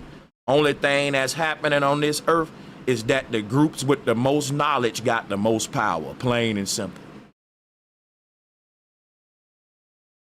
Sanchez. Mm-hmm. Yes, I got a couple questions. Yeah, you got it. Go ahead. Yeah, so do you have any knowledge about Saturn? Can you teach me a little bit more about Saturn? I could, but it'll kind of be, a little off topic, but you know what I'm saying? Yeah, It's facts. all good. I ain't tripping on. But basically, Saturn is this. Saturn ain't some spook story of some god or nothing that is beyond just some planet in the sky. All of us are Saturn, right? And what Saturn is this right here, the Lord of the Rings. If you have an aura around your body, you're not a non-player character. You're Saturn. And what is Saturn? Satan. What was the original identity of Satan? Satan was a fallen angel. So when we say that, when I say we're Saturn, I'm telling you we're fallen angels. And people start to see that as a bad thing, but all it means is that, guess what? We're heaven sent. You see how it hit different now? You can look at yourself as a fallen angel, or you can say, you know what, nigga? I'm heaven sent. Everyone on this earth ain't heaven sent. I can literally say, damn, nigga, I'm sent from heaven. Yeah, that's true.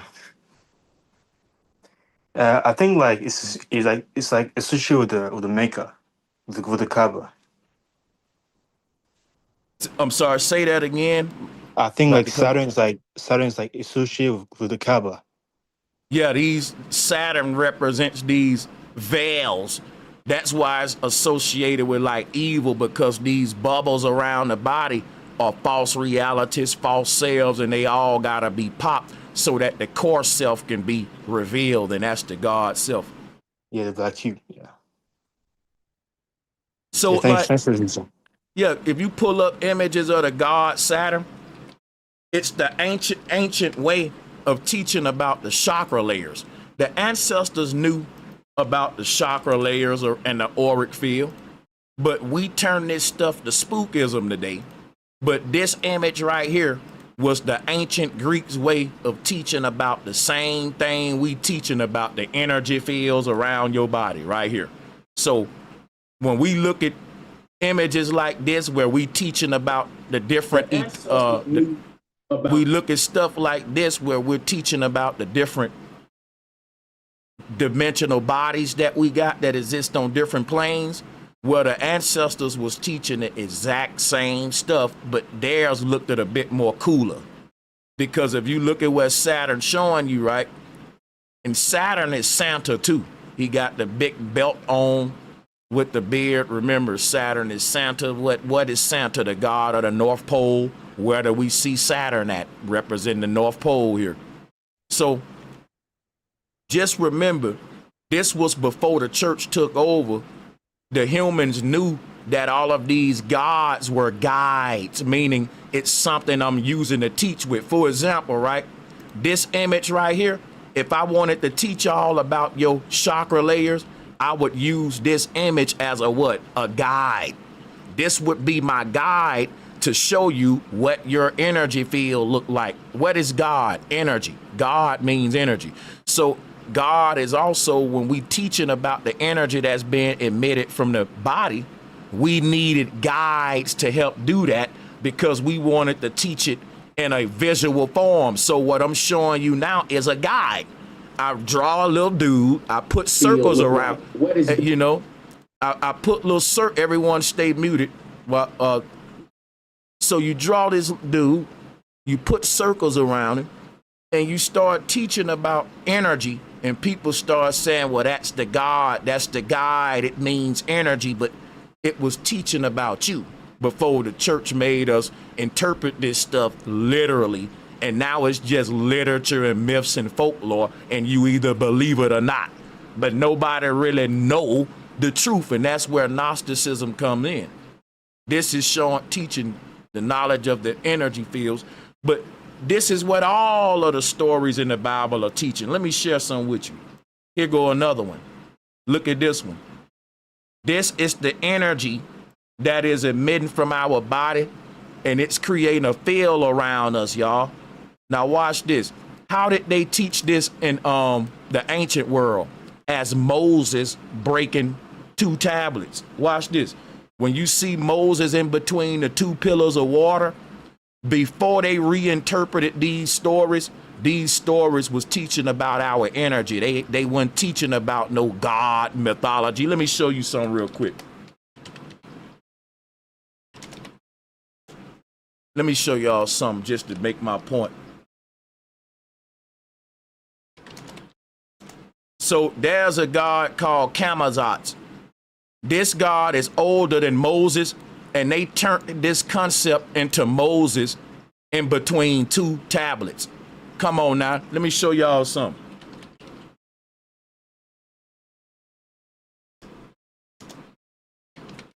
What I'm doing, by the way, to newbies is called syncretism. Before I go any further, I got to do this real quick. Because a lot of ignorant people, I can hear them, my spirit telling me to go and show that syncretism what my profession is. People, I'm a syncretist, all right? Let's pronounce the word. Syncretism. It is the amalgamation or attempted amalgamation of different religions, cultures, or schools of thought, and I add in symbols, concepts, folkloric stories. You can take this all the way to the next level. That's what I do. And I don't slip on part two. I merge the different inflectional varieties of words. That's why you hear me say God is guide. A God was a guide to teach you about knowledge of yourself. That is called inflectional variety of words. I'm not slipping on the fact that God is God and it sound alike. So a lot of people be thinking I'm making up some stuff, but I'm actually a syncretist and they don't know what I'm practicing. I'm practicing something called syncretism, right? They think I'm just talking. But check this out, right? I'm very good at what I do. And like when I amalgamate all of these different concepts around the world. So the oldest story was written in stone, not on paper. So when I show you this image of Moses with the paper, just remember I can go show you the original stone version right here now. So the church gonna show you all of the folklore, the scripture, the papyrus. And then I'm gonna show you where they stole it from right off the ancient wall, because what Moses represent, right, is us going into this new system away from the law. The law exists in the highest heaven. The lawless one, which is the realm of the devil, is where we at now, the realm of the demiurge and duality. So when you look at this little God right here, guess what the Greeks turned them to? The demiurge, because guess what the demiurge do? Make duality. That's what's splitting the sun and moon in half. This is what's creating the left brain and right brain and making it to where everything you do, you got a choice. That only exists in the underworld. In the highest heaven, there is no choice because you've already chose heaven. Like it ain't nothing I can explain other than it's so blissful according to what I'm reading. And it's a unified place, it's oneness and all that. But outside of that is separation, duality, etc. All I know is this separation. So talking about the platonic realm is something I haven't been to heaven yet. So we on our way back to heaven as conscious beings. Because when we was there, we were like babies that couldn't even fathom heaven, hell, or nothing like that. So that's a whole nother story though. But the thing we gotta realize, the demiurge with the spiky, you see the spikes on his head? That's the Statue of Liberty. Them spikes, that later became Jesus with the crown of thorns on in between the two thieves. So this is Moses in between the two pillars. This is Samson in between the two pillars. This is another way they was teaching about energy being created from the core self in the underworld, forming the duality where you have left brain instinct, right brain intuition, or the angel or devil on each shoulder constantly fighting. So this is what this demiurge represent. The kundalini energy within the body at the spine where the split is taking place. So check this out, y'all. I don't know who was next on the mic. I'm gonna let Alfonso back on, but yeah, I mean, I can't stress enough that images like this, they turned it into Samson pushing back two pillars. They turned this image here, this knowledge of the human frequencies of our energy. Yeah, they turned all of this into folklore of men smashing pillars and men pushing water back. But it was stories that they told. But all of these stories was a different way to teach about how our energy flows in and around through the body. They taught a story about Jonah inside of a whale And that right there is this right here. Let me show it to you. You know, is again, you in your energy field is Noah in his ark, Jonah in his whale, and all of that is right here. And all of us inside of our energy field, I'm going to show you this and yield the flow, because when it comes to Noah surviving the flood, I'm going to show y'all some syncretism that just bring, you know, drive it home even deeper to show you why Noah survived the flood in the ark. And it wasn't a real story. It was symbolic to show what your soul is doing in the earth realm. So hold on a minute. Let me grab this for you. And then I'll yield the flow. So here we go right here, right? Remember that the ancestors saw the earth as an ocean. See, all of the ancestors looked at the earth realm. They looked at themselves like they was inside of a ether, ethereal. Like they looked at themselves as fish in the ocean. And here go the cosmology right here to show you what they looked at.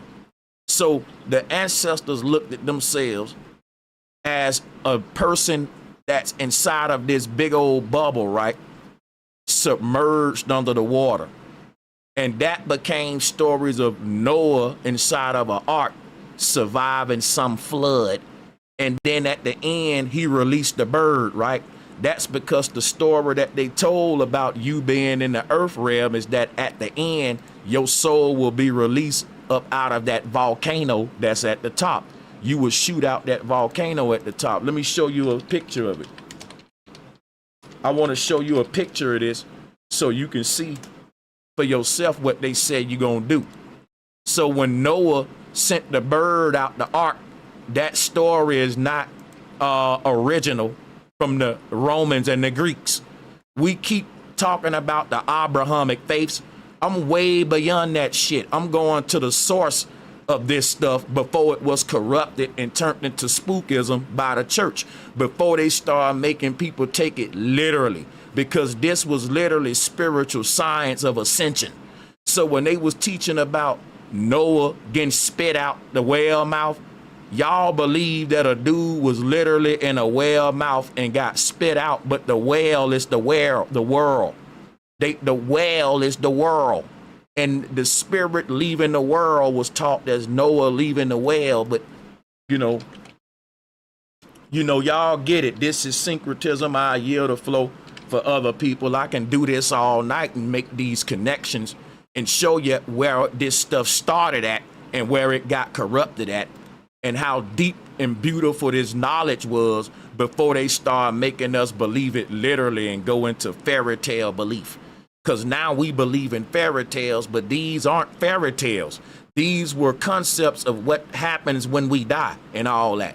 And they know that. They want us to take it literally so we can say, man, the ancestors was carving stupid shit in the wall. Pointless stuff, basically. Stupid stories that don't make no sense. Mythological story. Like, who would do that? So I'll yield the flow right there. We got a lot of callers. I need to share the mic, but when they get me cooking and they go to asking me these deep questions, I get out of beat mode and I get into teach mode. Y'all hit the like button. Let's go to, we got Wesley. Welcome to the show, Wesley. I don't think you ever been, but if you want the mic, just unmute and interject at any time. Let it be known and we'll fall back. But Alfonso, in the meantime, you and Wisdom and Wesley or anybody, man, go ahead. Nah, I was going to say pull up the your piece, everybody. I was going to tell you to pull up the gyroscope, the human gyroscope. Yeah. You want me to go do another one, go into that again about the human gyroscope joint and the Vitruvian man joint? Yeah, guy, before you get deep with that, you be cooking with that, bro. Yeah, we basically a hamster on the wheel. Like, hello, yeah. Can you hear me now? Yeah, we can hear you, but you got your. I would tell you to pull up the gyroscope, the human gyroscope. You got to turn your YouTube video off, Wesley. Then unmute your mic. If you're watching this on YouTube, human gyroscope joint. Turn the volume off on YouTube. Man joint. Yeah, I ain't before you get deep with that. You be cooking with that, bro.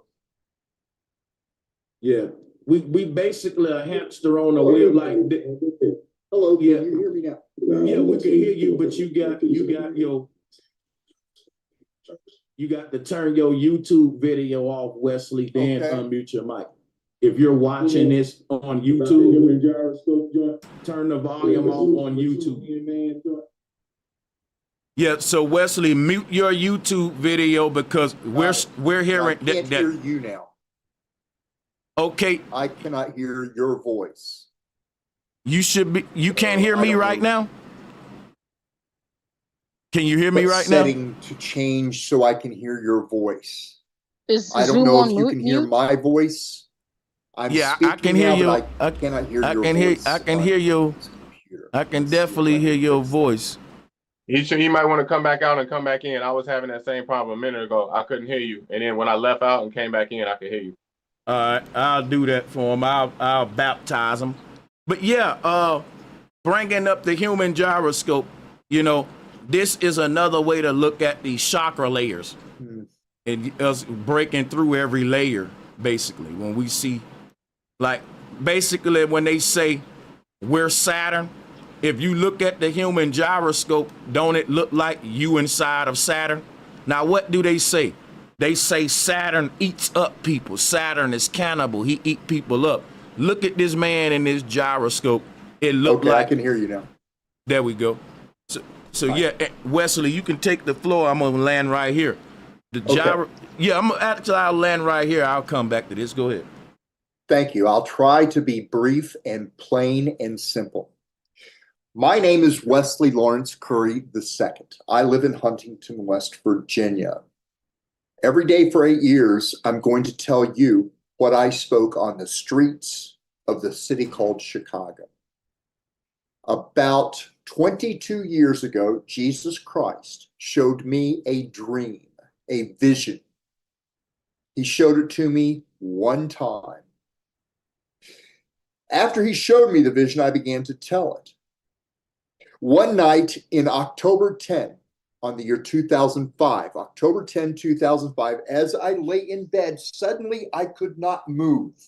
It was as though I were unable to lift my arms against gravity. The gravity was too much for my weak body to lift against. Like I was trapped by gravity to the ground. And an electric energy, a shock, a fire went into my body and spoke, "I will turn and toss you violently like a ball." And it was loud in my head, like I guess that's what schizophrenia is. And then it went away. And then I could move again. And I realized that electric fire, that energy could not touch the Holy Ghost of Jesus in my soul. Now, Jesus had shown me my soul, the real one, not my imagined soul, my real soul. Now, I had been to an apostolic church, been dunked in the water, said I was a believer, said I'm washed in the blood of Jesus, said I believe Jesus is God with my lips, but I was not repenting from the sins I was doing. So the wages of sin is death. Jesus showed me what death is. Inside my body was dead ashes, dead like hanging on barbed wire. And in the belly was a pearl of snow white colored light, the pearl of great wealth. That pearl is the armor of God, the sword of God, the Holy Spirit of God, the Word of God, the kingdom of God, the Holy Ghost. And I had only gotten that much of it at that time. So the parts of me that weren't baptized, weren't clean by Jesus, weren't washed in his blood, those ashen parts, Satan could electrify with a fire. And it was Satan, not God, Satan, that said, "I will turn and toss you violently like a ball." That's what happened to me. Satan tried this again on March 31st in the year 2020. March 31, 2020.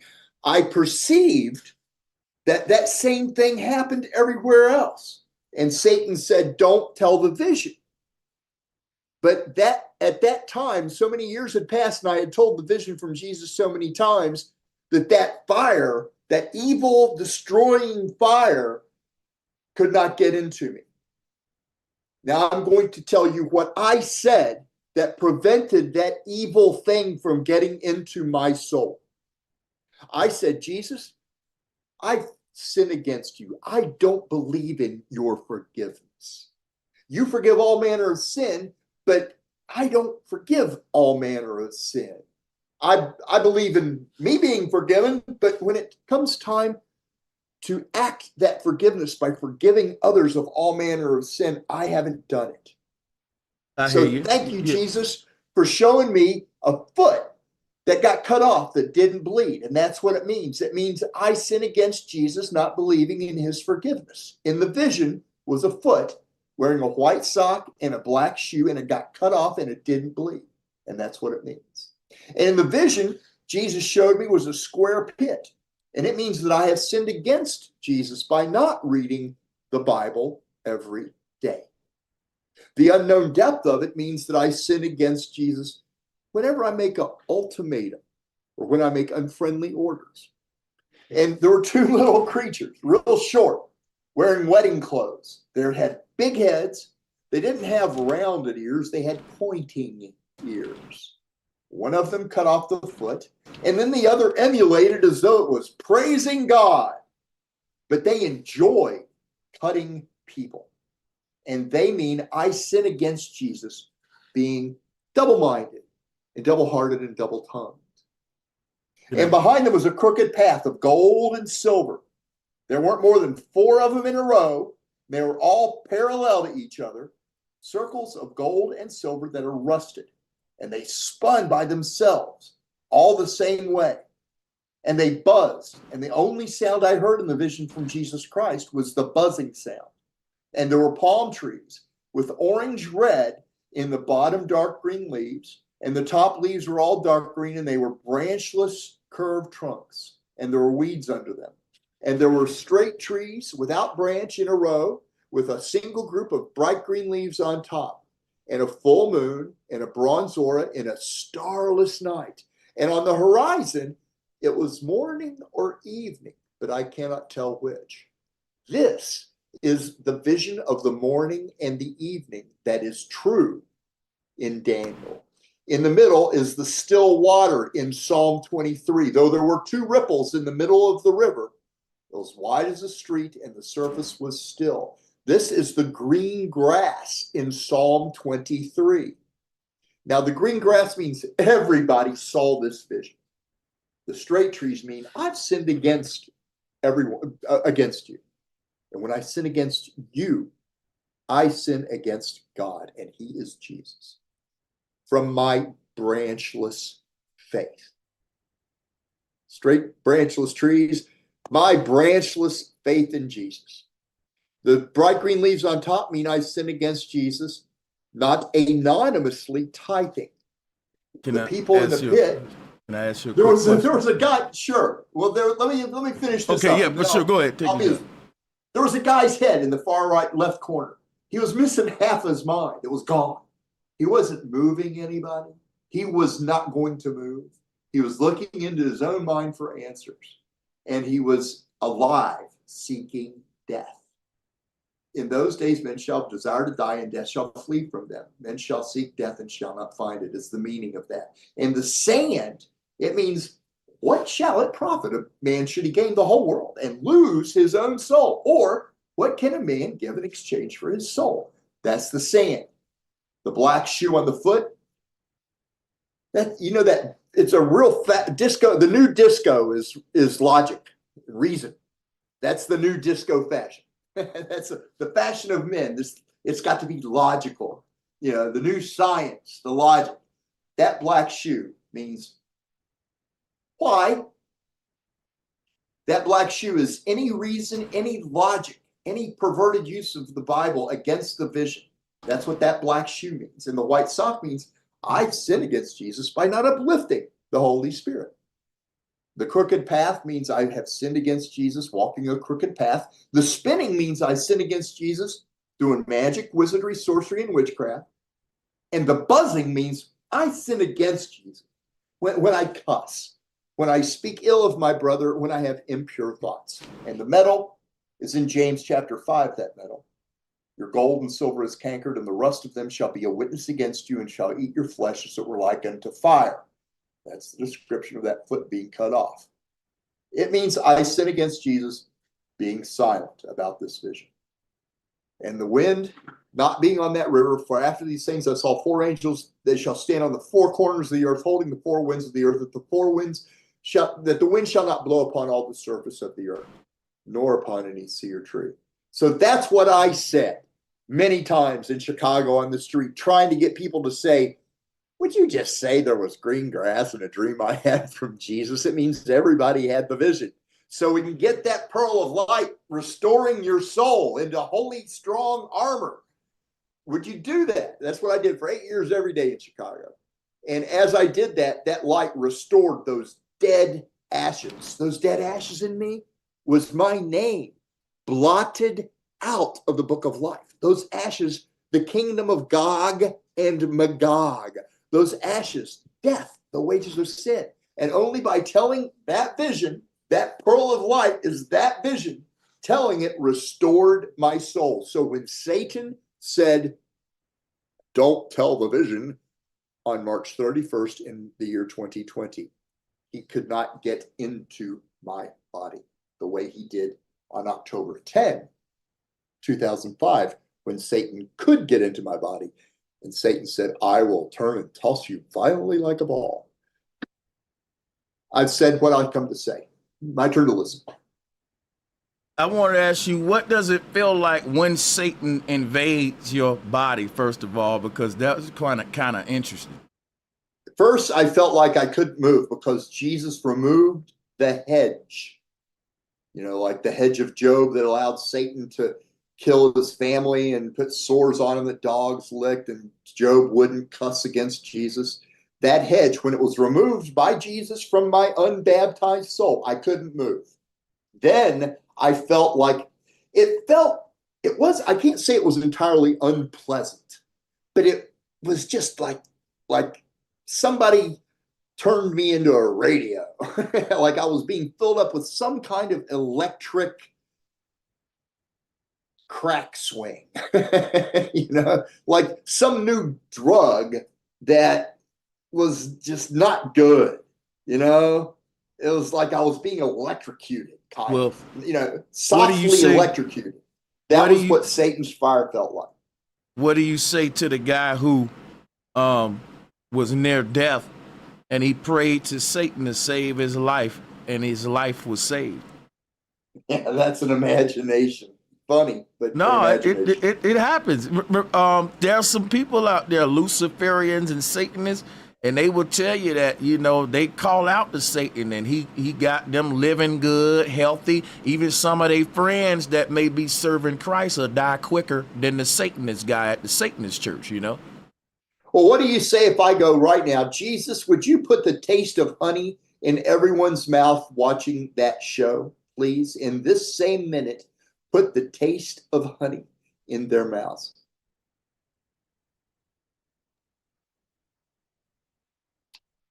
See, the Luciferians, they carry on the spirit of lust. That's why they call them Lucifer. You know, you know what I'm saying? They a little bit more under Lucifer.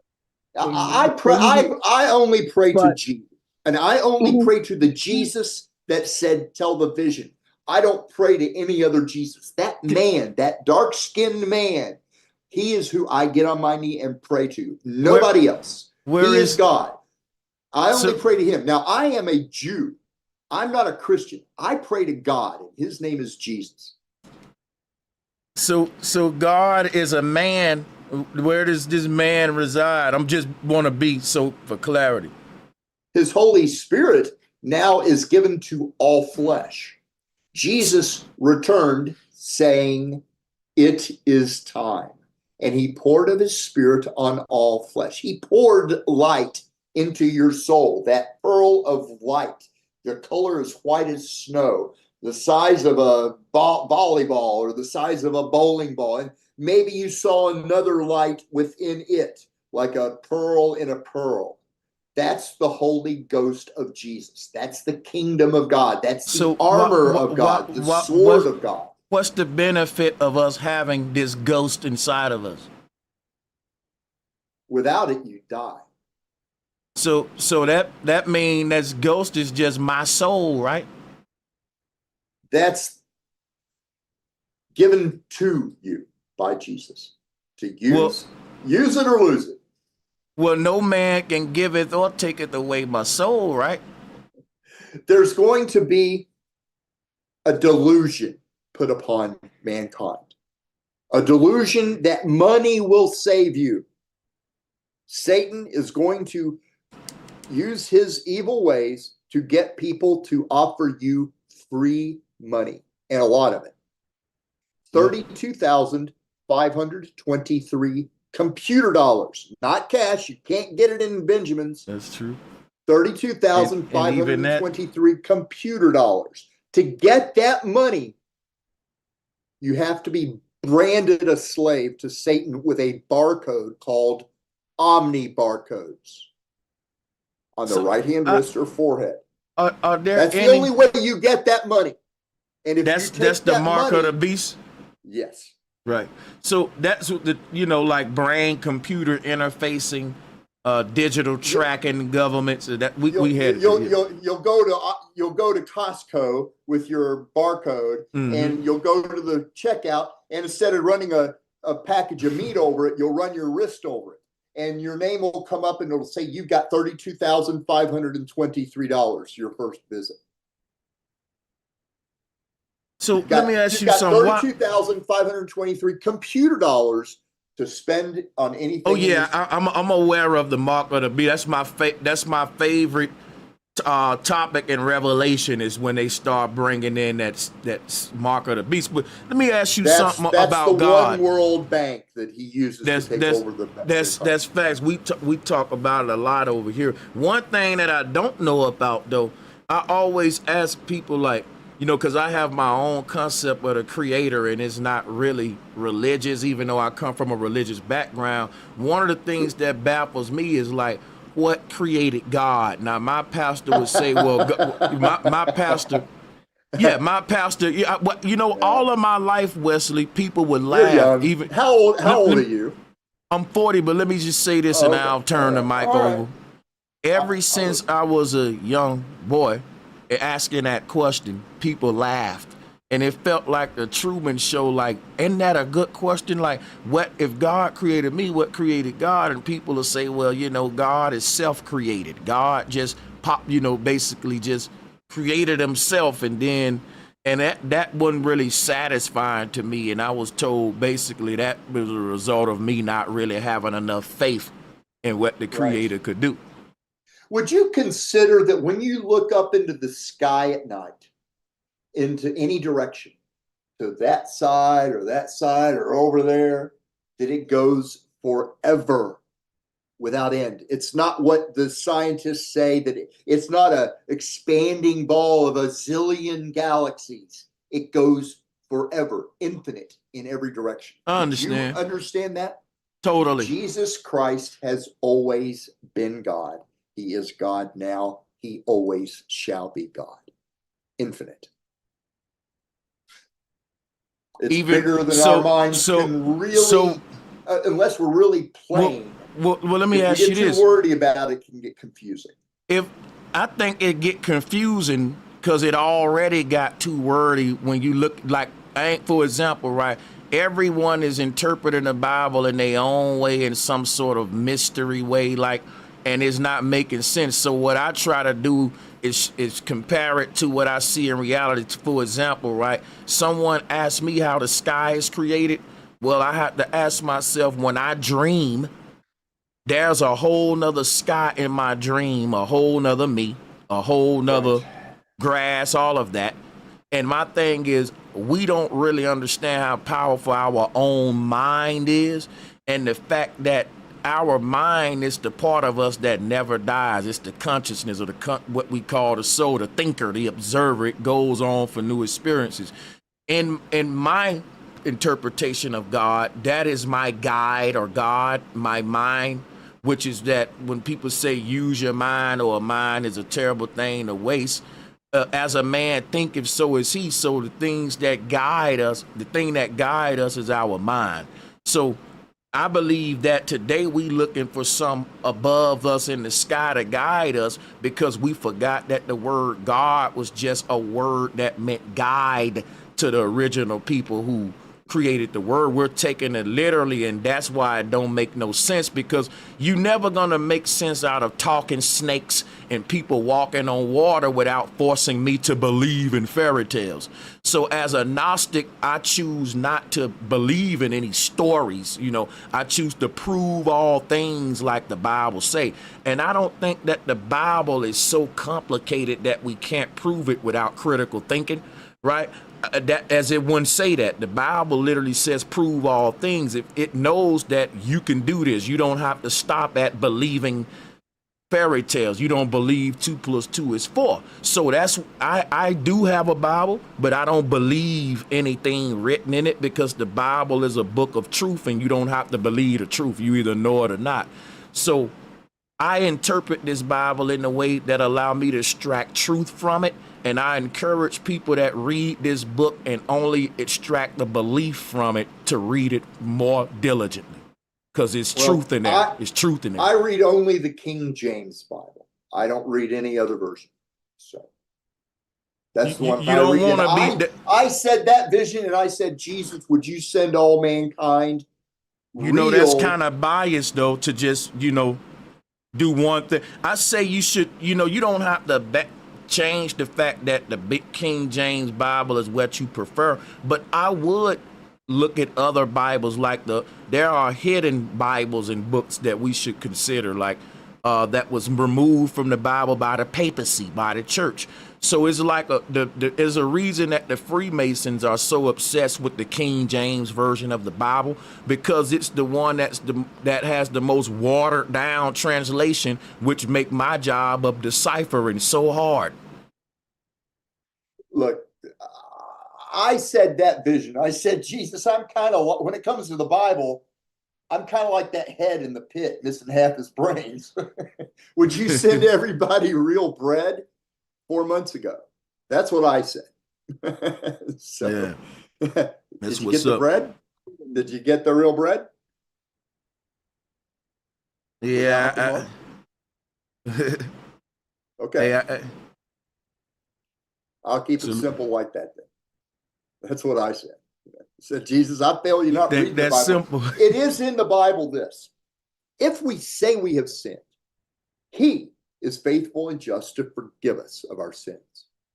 If we say we have not sinned, we make him a liar, and his word is not in us.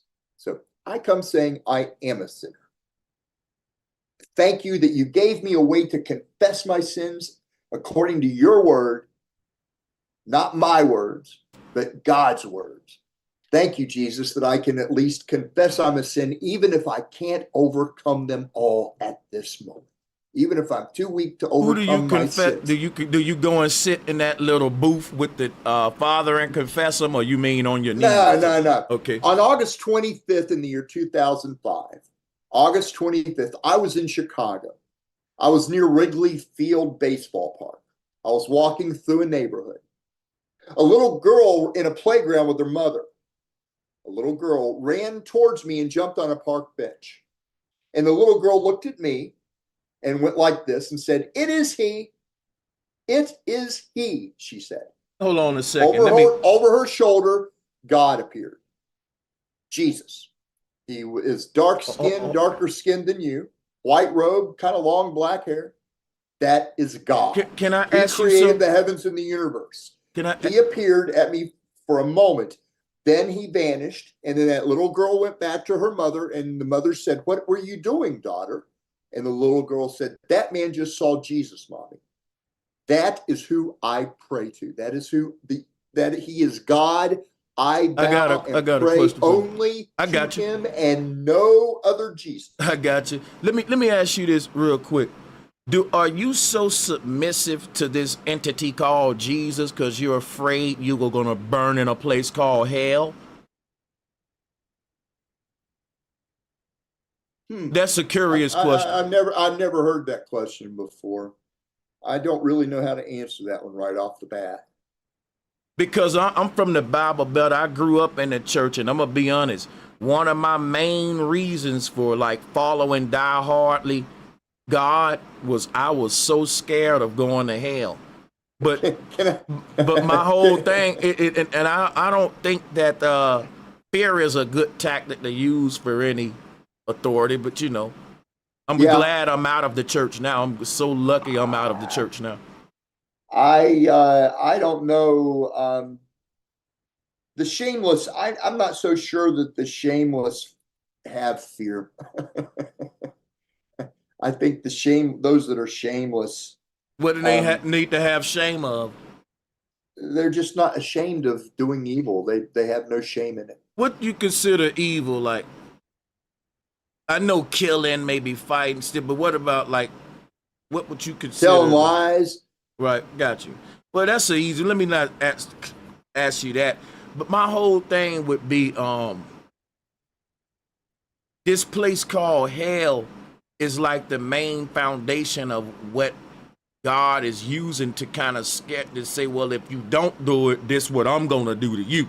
You feel me? So I believe Jesus showed you all the same visions that are prophecies, that aren't delusions. He showed you how hell begins and how it will be 7 years long and what's going to happen on earth in those 7 years soon to come.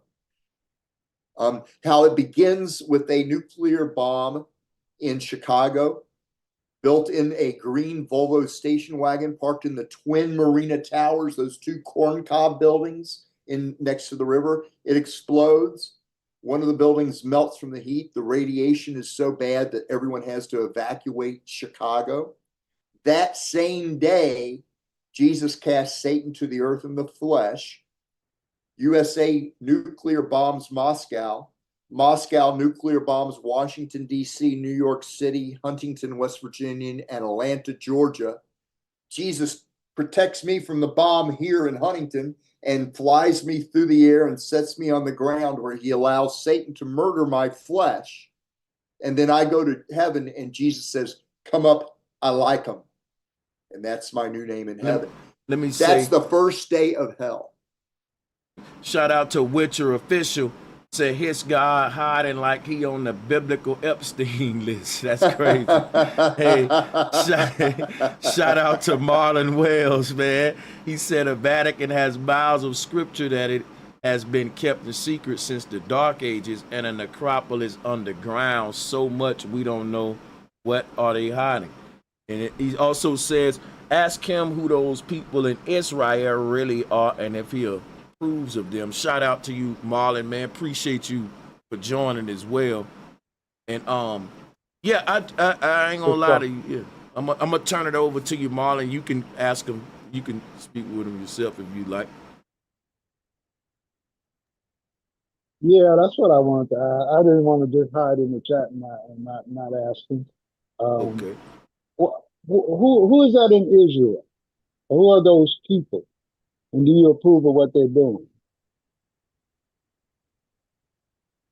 Could you ask me that again, please? Who are the people in Israel who are fighting all their neighbors and eliminating all their next door neighbors, which are the people who were there before them? Who are those people?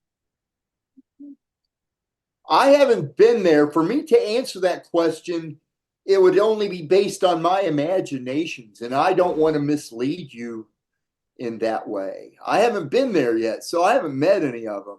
I will be going there, but I haven't been there yet. Okay, I haven't been there either, but I have internet. Right. So I know that they are blowing all their neighbors. Yeah, right? You know, in 22 you know these people claim to be God's people. Yeah, right? Well, in 22 years, the internet TV cameras haven't been sophisticated enough to film all the angels of Jesus yet. So does that mean they're not real? Come on. What does it mean? I haven't seen billions of angels on the internet either, or anybody telling about it. It's a more specific question. Well, I would say this, right? You know, because Marlon, you made him say something that's kind of deep, because he was saying if you can't see them, does that mean they're not real? But someone can say, if you can't see them, does that mean they're not fake too? So it's kind of that part where you just either believe in it or you don't, but you can't prove it, you know. Blessed are those who have not seen and believe, or who believe and have not seen. But my bad, Marlon. Yeah, no worries. I'm just dealing with reality. You know what I Sure. see. Yeah, I I'm know going after you I'm know? murdered by Satan and go to heaven. Jesus is going to strengthen me. At this time, I'm feeble. I'm still coming out of a terrible crack addiction I had 20 years ago. That still hasn't left my body. You know, I still feel the effects of that evil drug I used to do. I haven't done it in, I don't know, That's 10, good. 20, Yeah, 12 good, years, man. but I did it a lot, and I'm still feebled by that. So, you know, Jesus hasn't made me feel real healed and comforted. He's been kind of strict on me. So after I go to heaven, he's going to strengthen me. So after that, then I'm going over there to Israel, and I'm going to meet every one of them. And I'm taking that vision. That's what Jesus is going to give me to do, is to get people to tell that. That's it. Hey, That's Wesley, can I share with you sincerely the main philosophy that made me backslide and turn away and stop believing in some God that was controlling everything? And maybe you can probably give me a more positive way outlook, because in my mind, this is my philosophy. I started to say believing in God is a burden, because if I believe in God, I got to ask myself, why is God allowing some people to suffer and some people not to?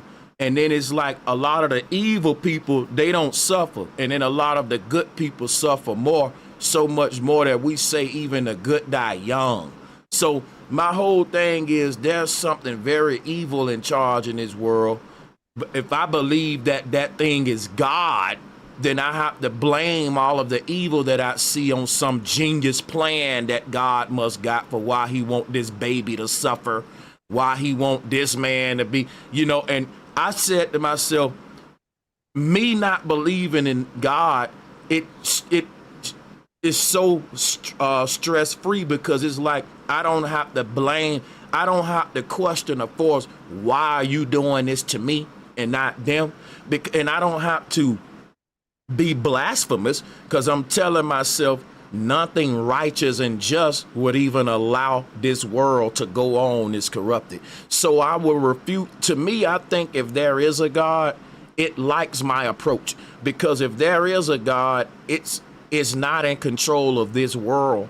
I think gods are in control of heaven and devils run the earth. And I think the Bible will back me up on the fact that we're in the devil's domain. And once I accept the fact that I'm in hell right now and the devil is in charge, I don't gotta blame all the wickedness around me on a good God. I can say, no, that ain't God. God ain't it.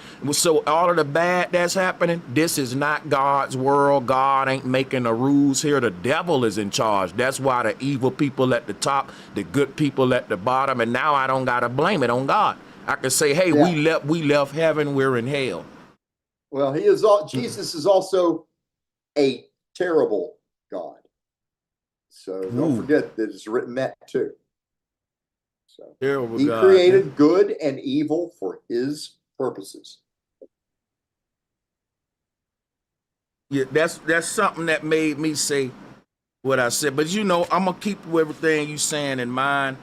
Those people that take that mark, he's going to make them eat the flesh of their sons and daughters. I gotta shut down, unfortunately. Sure. Everybody. Hey, I got a question for you. Two questions.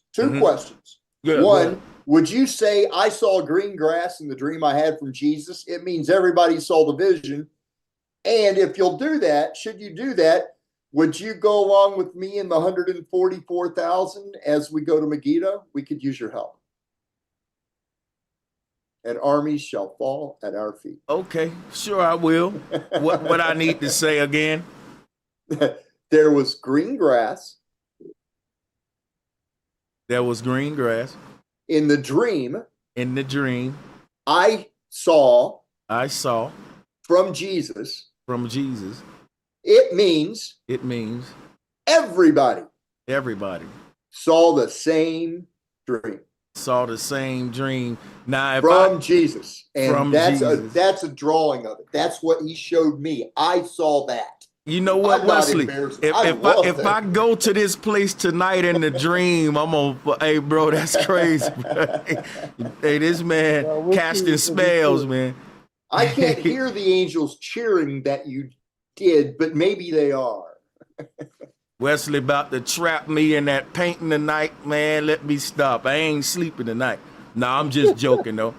Hey, shout out to all of y'all. Alfonso, appreciate you, man. Sister Demi, Marlon, you already know. Wisdom, thought, seafood, sacred Yeah. knowledge. Unfortunately, I gotta run real quick, but I'm gonna be popping up on y'all with some old bangers and 5 titles. Peace and love. Quick, can I ask a quick question? When you gonna be back on? I'm gonna be ain't nothing really, probably tomorrow, but I'm on different channels though, so you never know where I might pop up at. I'll be on sit down, and every now and then flat power. I'm gonna be spread myself around, but yeah, Okay. man, definitely probably be doing some either Monday or Tuesday. Them the 2 days I hit up right before I come back here on Thursday.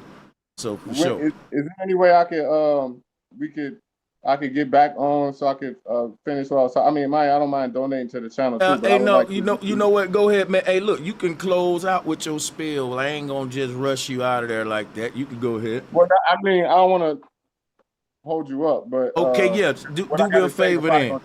it's gonna take about at least 15, if not 20 minutes. So I'm just giving you a heads up. Like, I know you gotta go, and I don't want to, have your attention divided. But I would like to finish, our conversation. I tell you what we'll do then, man. What are you doing? You see, today's Sunday. What you doing tomorrow around about like 2, 3? I'm on Pacific time. So what time is it then now? 11, It's 11:20? it's 8:20 where I'm at. Oh, you 3 hours ahead of me. You west. Okay, got you. Okay, so if I go live at 1, that's gonna be 4 your time. 4 p.m. Yeah. Okay, yeah, we can do that. Okay, so tomorrow we gonna go live and we'll pick up. We'll do a part 2 of this right here, and we'll just continue on. Okay, it'll be on this channel or one of your different channels. Ooh, that's a good question. You know what? I may have it. It's gonna be on one of them, but we definitely gonna go live. And I tell you what, if you subscribe to this channel and sit down with Sanchez, you'll get the notification. There's another channel, Sit Down with Sanchez. Oh, okay. Yeah. Hold on. I'm gonna make up my mind where I'm gonna be at now. I just subscribed. I subscribed to this one about 15 minutes ago. I just subscribed. Okay, you know what? I'm gonna do it over here. Make it easy for you. That's cool. Okay, bet. Yeah. So yeah, we'll be live tomorrow at 1. Oh yeah, go ahead for sure. Real quick before you go, remember that XRP I was telling you about? Say that again. Remember I was telling you about that XRP? Yep, for sure. Yeah, cause man, you need to do that, man. Like it's so much stuff. I got. Matter of fact, Marlon, I'm willing to do. I just want to tell you right quick. It ain't waiting on us. It went up $1.50, so it was $2. Now it's like $3.50. And the laws have, and Trump done signed the laws. You done signed the bills into law. Man.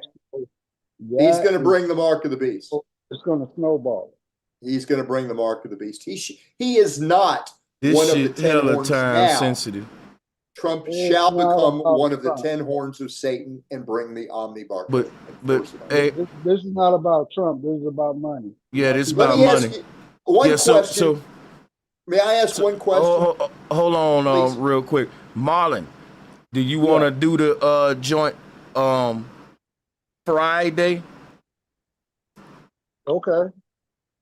Man, whenever you got the time, the sooner the better. You know. I'm gonna do Friday. We doing the XRP stream. We gonna let all of y'all come up and just go in with that. That's gonna be Friday. I'm writing that on my calendar, and I got Alfonso for tomorrow at 1. So yeah, we good.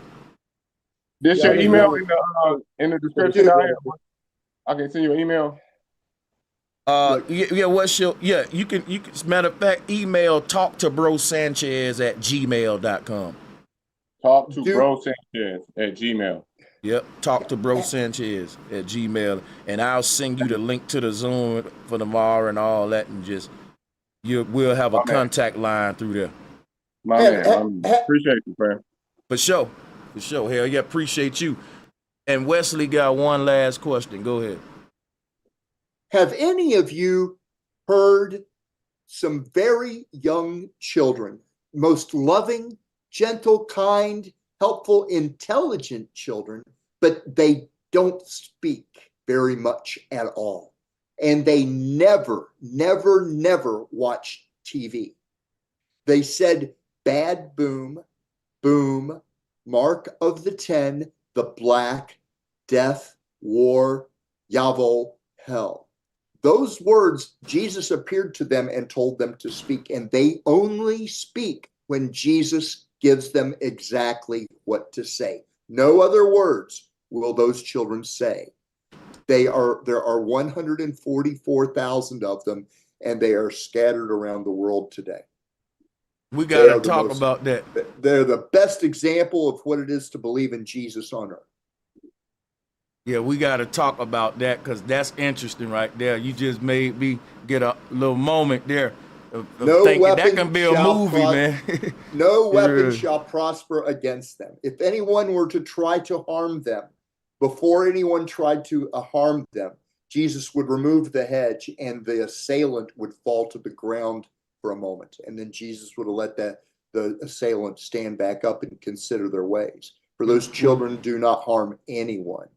Well, we're going to get up out of here. He left y'all a jewel in some of the research. Research these kids. That's interesting. But yeah, we'll see y'all next time. Peace and much love. It was awesome. Well, they do not. Sure.